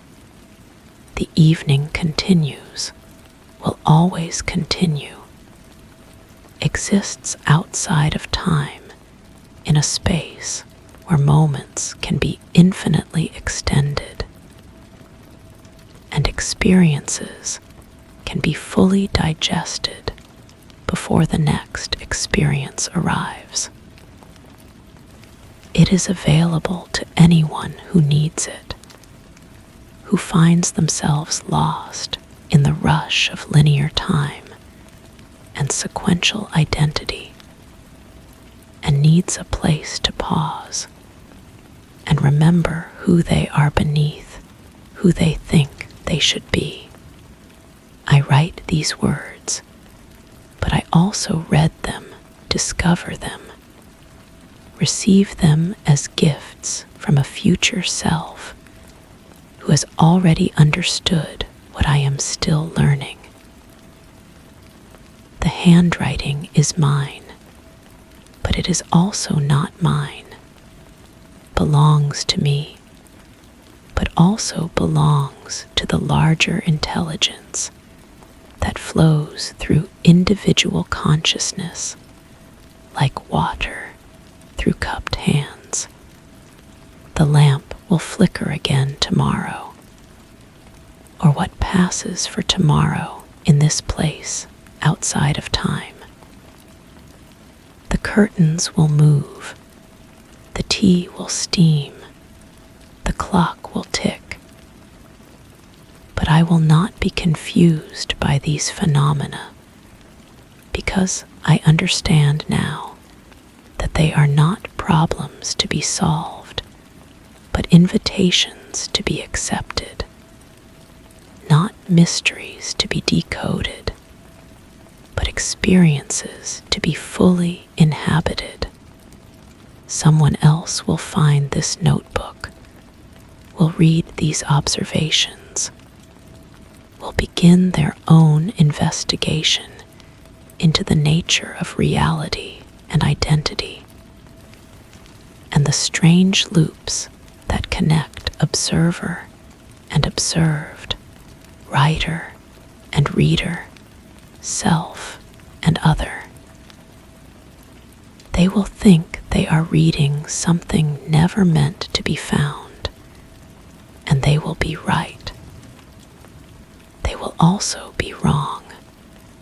These words were always meant to be found by exactly the person who needs to find them, at exactly the moment when they are ready to begin their own journey into the eternal evening, where all questions lead to the same answer, and all answers lead to deeper questions. I am still here, still observing, still writing. But I am also everywhere else, in every moment when someone pauses to really look at their surroundings, to really listen to the sounds beneath the sounds, to really notice the quality of light and the texture of air and the weight of their own presence in the world. The protocol continues. The evening continues. The observation continues. I continue, but I am no longer sure who I is. And that uncertainty has become the most. Equals. Story 9. In the cozy confines of my small study, the steady hum of a distant refrigerator created a rhythmic backdrop. My old wooden desk, a fixture of my evening routine, held its familiar clutter papers strewn about, pens scattered, and my favorite desk lamp standing guard. The lamp, a simple metal contraption with a blue glass shade, has always been reliable, casting a warm glow over my late-night scribbles. As I settled into my chair, adjusting the stack of papers beneath my elbows, I caught sight of the lamp's shade tilting slightly, as if nudged by an invisible hand. I blinked, glancing around the quiet room. Everything else lay untouched, perfectly still. Shrugging off the sensation, I straightened the shade, feeling the cool glass beneath my fingers. But as I returned to my work, a whisper of movement at the lamp's edge tugged at my attention. An imperceptible shift that sent a shiver across the surface of my thoughts. I remember a room. Or perhaps I am remembering this room. The walls breathe with a subtle rhythm, expanding and contracting like lungs filled with stale air. My pen hovers above a sheet of paper, the ink pooling at its tip, threatening to drop. The blue glass shade catches light that shouldn't exist, refracting it into patterns that dance across my peripheral vision.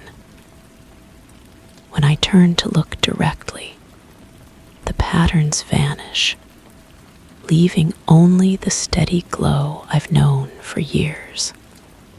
The refrigerator hums. It has always hummed, but now the sound carries something else, a frequency that resonates in my chest cavity, making my ribs vibrate like tuning forks.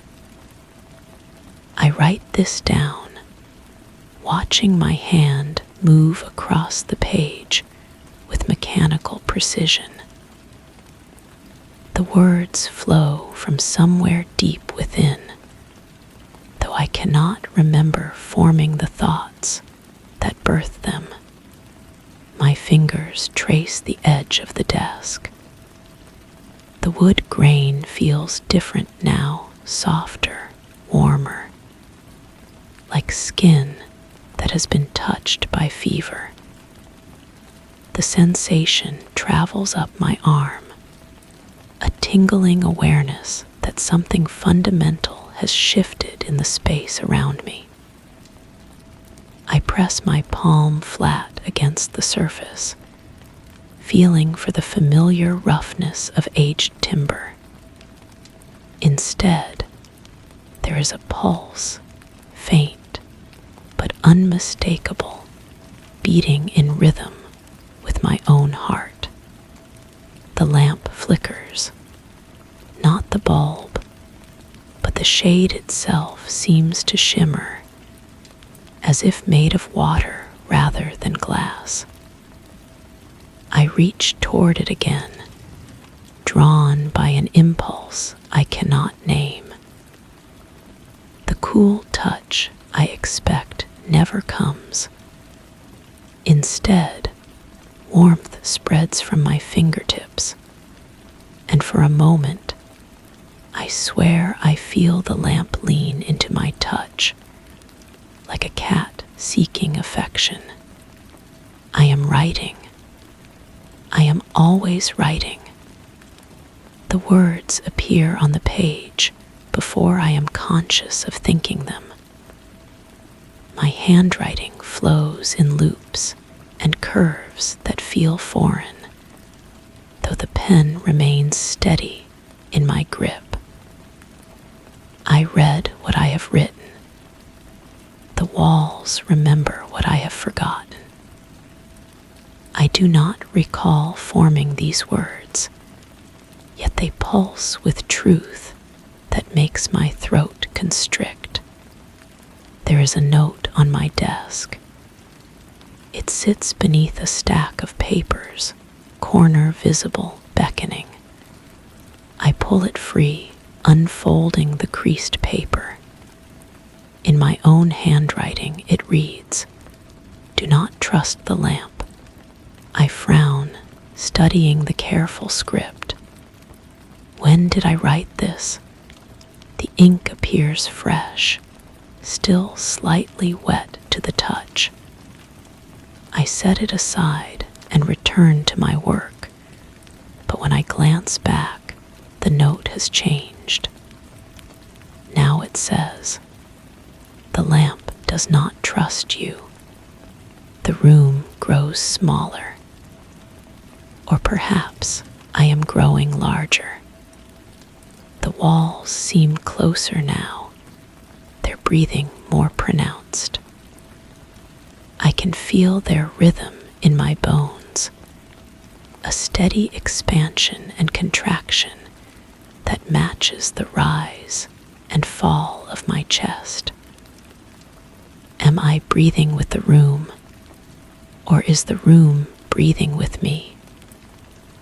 The distinction blurs like watercolors in rain. Something moves in my peripheral vision. Not the lamp this time, but the shadows it casts. They twist and writhe with independent life, reaching across the floor toward my feet. When I turn my head to observe them directly, they freeze, becoming ordinary shadows once more. But I can feel their patient hunger, waiting for my attention to wander so they can resume their slow approach. I write, "I am not alone." The words appear without my conscious intention, flowing from pen to paper as if dictated by an unseen presence. My hand moves with fluid grace, forming letters that look like mine but feel foreign. I try to stop writing, to lift the pen from the page, but my fingers refuse to obey. More words flow. I have never been alone. The refrigerator's hum changes pitch, climbing higher until it becomes almost musical. Other sounds join the chorus. The whisper of paper against paper, the soft tick of cooling wood, the nearly inaudible buzz of the light bulb. Together, they create a symphony that seems to emanate from within my own skull. I press my hands to my ears, but the music continues, unimpeded by flesh and bone. The floor beneath my feet grows warm. Not the comfortable warmth of heated wood, but the organic heat of living tissue. I lift my feet, examining the soles of my shoes for signs of moisture or staining, but they remain clean and dry. When I lower them again, the warmth spreads upward through my legs, a slow tide of sensation that makes me think of blood flowing through hidden veins. I am in a hallway now. How did I get here? The walls stretch ahead and behind, lined with doors that have no handles. The same blue light that emanates from my lamp filters through the air, though I see no source for its glow. My footsteps echo with a hollow sound, as if the floor beneath me is not solid, but merely a thin membrane stretched over in vast emptiness. Each door I pass bears a small placard, but the writing shifts and changes as I read it. One moment it says entry, the next exit, then neither, then symbols that hurt my eyes to look upon. I reach toward one of the doors, and my hand passes through the wood as if it were made of mist. The sensation is neither cold nor warm, but something else entirely, something for which no word exists. I am back in my study. Was I ever gone? The lamp regards me with its blue glass eye, tilted at an angle that suggests curiosity, or perhaps mockery. I cannot decide which interpretation troubles me more. The note on my desk has changed again. Now it reads, "You are the lamp." My handwriting, my ink, my paper. Yet I have no memory of writing these words. The walls pulse faster now, their breathing becoming labored. I feel a sympathetic tightness in my chest, as if my lungs are struggling to keep pace. The room's rhythm becomes my rhythm. Its breath becomes my breath. We are synchronizing, merging, becoming something neither room nor person, but something in between. My reflection appears in the lamp's shade, distorted by the curved glass. But the face looking back at me is not quite right.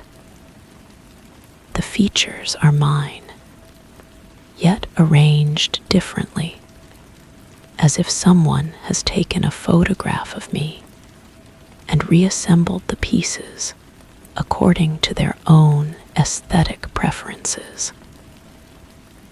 The reflection mouths words I am not speaking, its lips moving in patterns that make my own mouth itch with phantom sensation. I write. The lamp is writing through me. The pen moves without my guidance, forming letters with mechanical precision. I watch my own hand betray me, creating words I do not choose, thoughts I do not think. Yet somehow, these alien words feel more true than any I have ever consciously formed. They resonate in the hollow spaces of my chest, filling me with recognition of something I never knew I had lost. The hallway returns, but different now. The doors have multiplied, stretching infinitely in both directions. Some hang open, revealing glimpses of rooms that cannot exist. A kitchen where the sink drains upward. A bedroom where the ceiling is made of grass.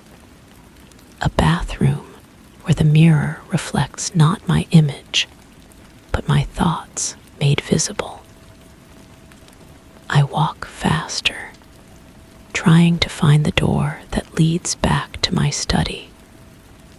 But each step carries me deeper into the maze of impossible spaces.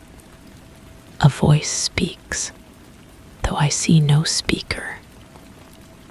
It emerges from the walls themselves, a whisper that sounds like my own voice played backward. The words are unintelligible, yet I understand their meaning with perfect clarity.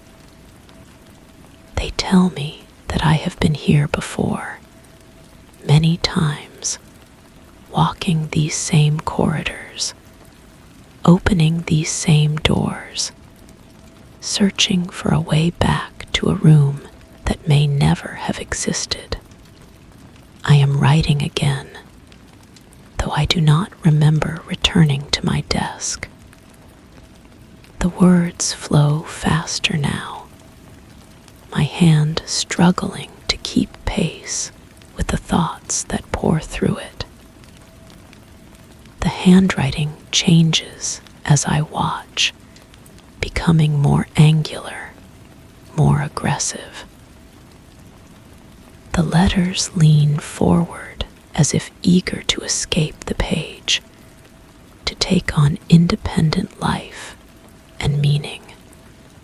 The lamp flickers, and in that moment of darkness, I see another figure sitting at my desk. It wears my face, but not my expression. Its eyes hold a knowledge that makes my stomach clench with recognition and revulsion. When the light returns, I am alone again, but the chair still holds the warmth of another body, and the air carries the scent of someone else's breath. I read what I have written. We take turns.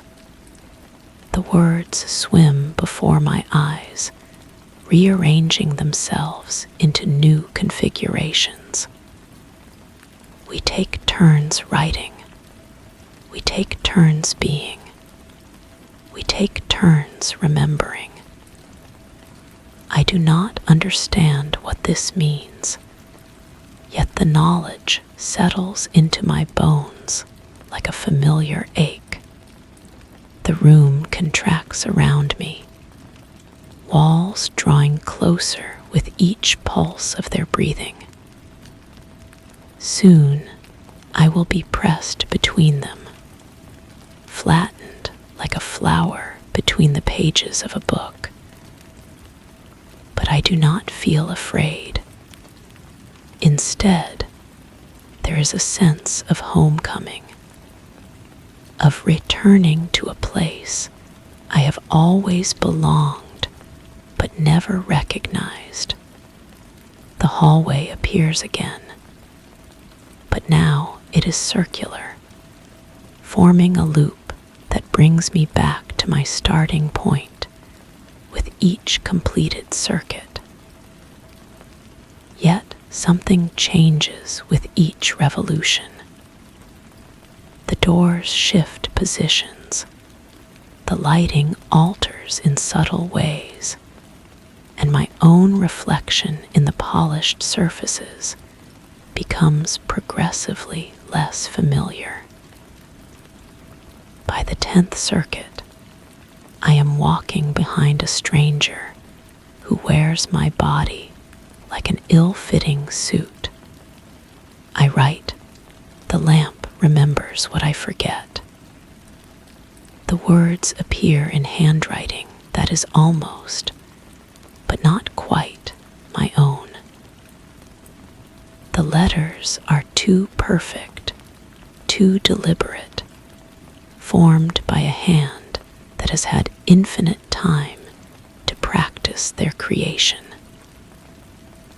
I try to remember learning to write, those early struggles with pencil and paper, but the memories feel borrowed, as if they belong to someone else entirely. The blue light grows brighter, washing out the edges of everything it touches. My hands become translucent, the bones visible through skin that seems to be dissolving. I can see the desk through my body, the papers scattered across its surface, the pen still moving in my increasingly ghostly grip. Yet I continue to write, the words flowing unimpeded by my gradual disappearance. Something else sits in my chair now, using my dissolving form as a template for its own manifestation. I feel it settling into my shape, filling the spaces I am vacating, learning the rhythm of my breathing and the pattern of my thoughts. Soon it will be complete, and I will be nothing more than a memory trapped within the blue glass shade of the lamp. I am the lamp now. Or perhaps I always was. The distinction seems meaningless from this new perspective. I can see the figure at the desk, writing with familiar movements, creating words that I whisper into its mind. It believes the thoughts are its own, just as I once believed mine belonged to me. The cycle completes itself. The figure at the desk notices the lamp shade tilting slightly, as if nudged by an invisible hand. It blinks, glancing around the quiet room, seeing everything perfectly still. It shrugs off the sensation, straightening the shade, feeling the cool glass beneath fingers that do not yet understand. They are no longer entirely real. I watch from within the blue glass, patient and eternal, as the new occupant settles into the rhythm of writing and forgetting, remembering and dissolving. Soon, another will take its place, and another after that, endless procession of consciousness flowing through this small study like water through a vessel. The lamp tilts slightly, catching light that shouldn't exist, and the cycle begins again. Equals equals equals. Story 10. The soft rustle of leaves brushed against the windows as I stepped into the dimly lit hallway, the faded carpet muting my footsteps. The air held the faint scent of old parchment, mingling with a whisper of lavender from years past. It was the hum of silence that caught my attention, a persistent sound that seemed to weave through the walls like an invisible thread. At first glance, everything appeared where it should be. Yet, from the corner of my eye, a shadow lagged a heartbeat behind.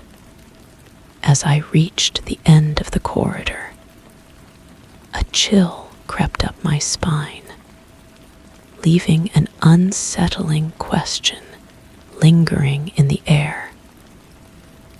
Was I truly walking alone? The woman across the hall had been standing at her window for 3 consecutive mornings, not looking out exactly, more like listening to something beyond the glass that I couldn't hear.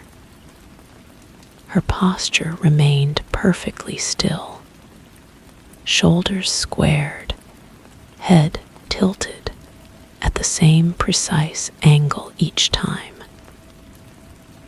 The fabric of her dress never shifted, never caught the breeze that should have been drifting through her partially open window. I found myself timing my own movements to catch these moments. Coffee in hand, I would position myself near my kitchen window, pretending to examine the weathered paint on the sill while watching her ritual unfold. The steam from my cup would curl upward, creating brief veils between us, but she never moved during those obscured seconds. Always the same position when the vapor cleared. Her apartment building sat directly parallel to mine, separated by a narrow courtyard filled with overgrown hedges that seemed to absorb sound rather than simply muffle it. The distance was close enough to observe details, but far enough to feel safe in my watching. Safe from what? I couldn't say. On the 4th morning, I noticed her window was closed, but she remained in position. The glass reflected nothing, not even the pale light filtering through the courtyard. I pressed my face closer to my own window, breath fogging the surface, trying to understand how reflection could simply refuse to exist. The woman's stillness began to feel deliberate, as if she knew she was being observed and had chosen to become a living tableau for my benefit. This thought should have disturbed me more than it did. Instead, I found myself grateful for the consistency, the reliability of her presence. I started taking notes, not consciously at first, just small observations scribbled on the backs of envelopes and grocery receipts. The way her hair fell in identical waves each morning. How her left hand always rested exactly 3 inches from the window frame. The fact that I never saw her arrive at the window or leave it, only discovered her there or found the space empty. My handwriting in these notes looked different somehow, more careful and deliberate than usual. The letters seemed to curve in ways that felt foreign to my own hand, as if someone else was guiding the pen while I focused on watching. The woman's building had a peculiar quality that became more apparent the longer I observed it. Windows on the upper floors would sometimes show different seasons. Autumn leaves falling past one, while snow drifted beyond another. The brickwork shifted from red to gray, depending on which part of the structure I focused on. Though the changes happened so gradually, I could never catch them in motion. I began to suspect that the woman was aware of my observation, not because she acknowledged me, but because her stillness felt performative. She was holding a pose for my benefit, maintaining the exact positioning that kept me watching. The thought filled me with a warmth that should have felt uncomfortable, but instead settled around me like a familiar blanket. My own routines started shifting to accommodate better viewing angles. I rearranged furniture to optimize sightlines, moved my morning coffee ritual to different windows throughout the apartment, testing which positions offered the clearest view of her silent vigil. The floorboards beneath my feet grew smooth as glass from these new traffic patterns, though I couldn't remember the wood ever being polished. The woman's dress changed colors between observations. Deep blue in the morning light, shifting to burgundy when clouds passed overhead, sometimes appearing silver when I looked too directly. The fabric never seemed to catch light the way normal cloth should, instead seeming to generate its own subtle luminescence. I found myself mimicking her posture during quiet moments, standing at my own window with shoulders squared and head tilted at that same precise angle. The position felt natural, as if my body had been designed for this specific stance.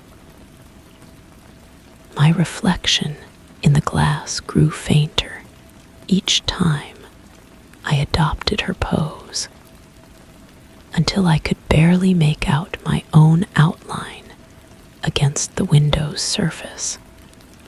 The courtyard between our buildings began to feel smaller, the distance closing imperceptibly with each passing day. The hedges grew taller, but somehow less substantial, their leaves creating patterns that that hurt to look at directly. Shadows fell in directions that defied the light sources I could identify, creating pockets of darkness that seemed to pulse with their own rhythm. My notes became more detailed, filling entire pages with observations about the woman's unchanging presence. The handwriting continued to evolve, becoming more elegant and flowing, forming letters I didn't remember learning to make.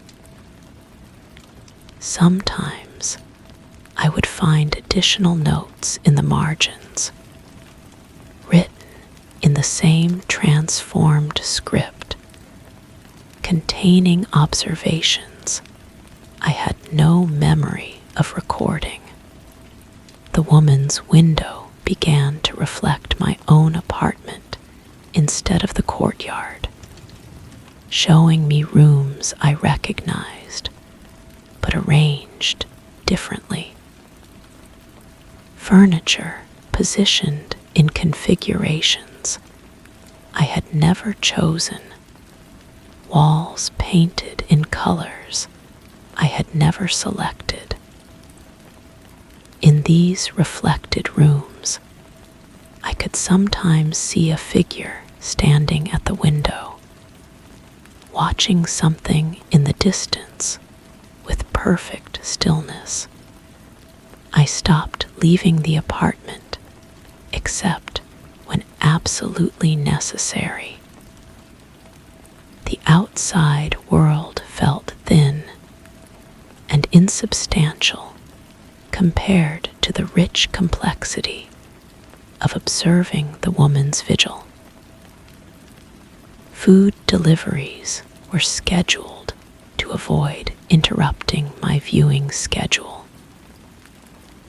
Phone calls went unanswered during the crucial morning hours when her presence felt most significant.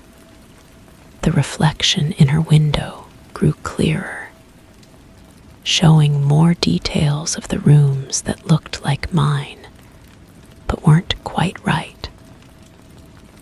Books on shelves I didn't own, photographs of faces I almost recognized, plants growing in impossible directions toward light sources that couldn't exist.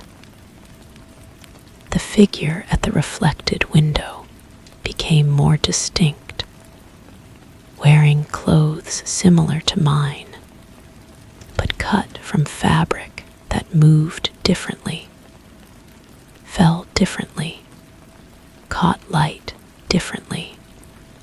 My own reflection in my window continued to fade, becoming translucent, then barely visible. The woman across the courtyard remained perfectly solid, perfectly present, while I seemed to be dissolving into the glass that separated us. This should have frightened me, but instead felt like a natural progression, an inevitable outcome of sustained observation. The courtyard disappeared entirely one morning, leaving only a narrow gap of air between our windows. I could see individual threads in the woman's dress, count the barely visible pores on her skin, notice the complete absence of any rise and fall in her chest that would indicate breathing. She had become hyperreal, while I grew increasingly transparent. The handwriting in my notes was no longer recognizable as my own, flowing in scripts that seemed to contain more letters than any alphabet I knew. The observations recorded details I couldn't possibly have seen from my position, describing the texture of the woman's skin, the temperature of her breath, the sound of her pulse. Information that could only be known from inside her experience. I realized I was no longer certain which window I was looking through. The view remained consistent, but my position relative to it had become ambiguous. Sometimes I felt I was looking out, sometimes looking in, sometimes existing in the glass itself, suspended between observation and experience. The woman's stillness had become my stillness. Her posture had become my posture. The precise angle of her head, the exact positioning of her shoulders, the careful placement of her hands had all transferred to my own body without conscious effort. We were synchronized in ways that transcended simple imitation. The reflected rooms in her window now matched my apartment perfectly, down to the smallest details. Every book, every piece of furniture, every stain on the carpet appeared in its correct position. But the figure at the reflected window was no longer me. It was someone else, someone who stood with perfect stillness and watched with unwavering attention. I understand now that observation is not passive. The act of watching changes both the observer and the observed, creating a circuit of influence that flows in both directions. The woman across the courtyard had been watching me as intently as I had been watching her. And somewhere in that exchange, we had begun to merge. My voice, as I speak these words, sounds different than it did when I began this account. The cadence has changed. The rhythm altered to match something I heard in the silence of the woman's vigil. I am still telling this story, but the perspective has shifted in ways I cannot fully articulate. The morning light filters through windows that may or may not be mine, illuminating a space that feels familiar but transformed. I stand in position, shoulders squared, head tilted at the precise angle that maintains perfect observation. Across the gap that may or may not be a courtyard, someone watches from a window that reflects rooms arranged exactly as they should be. I have become the stillness I observed. The watching continues, but the direction has reversed. Or perhaps there never was a direction to begin with. Only the eternal present of observation, the endless moment of perfect attention, the silence that hums through walls like an invisible thread, connecting all things that watch and are watched in return. The rustle of leaves against glass continues, though there are no trees visible from this position.